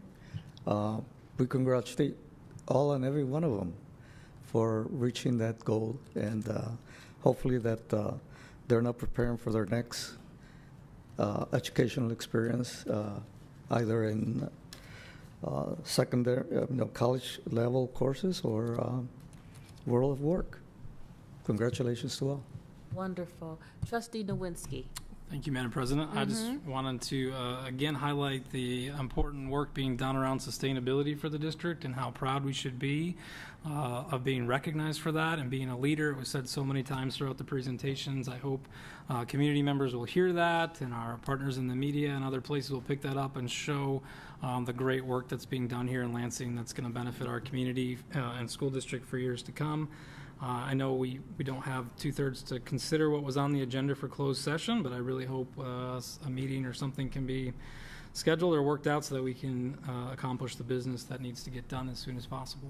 Thank you so much for that, Trustee Nowinski, and all of the board members. At this time, if there's no further business before the board, meeting adjourned at 9:28.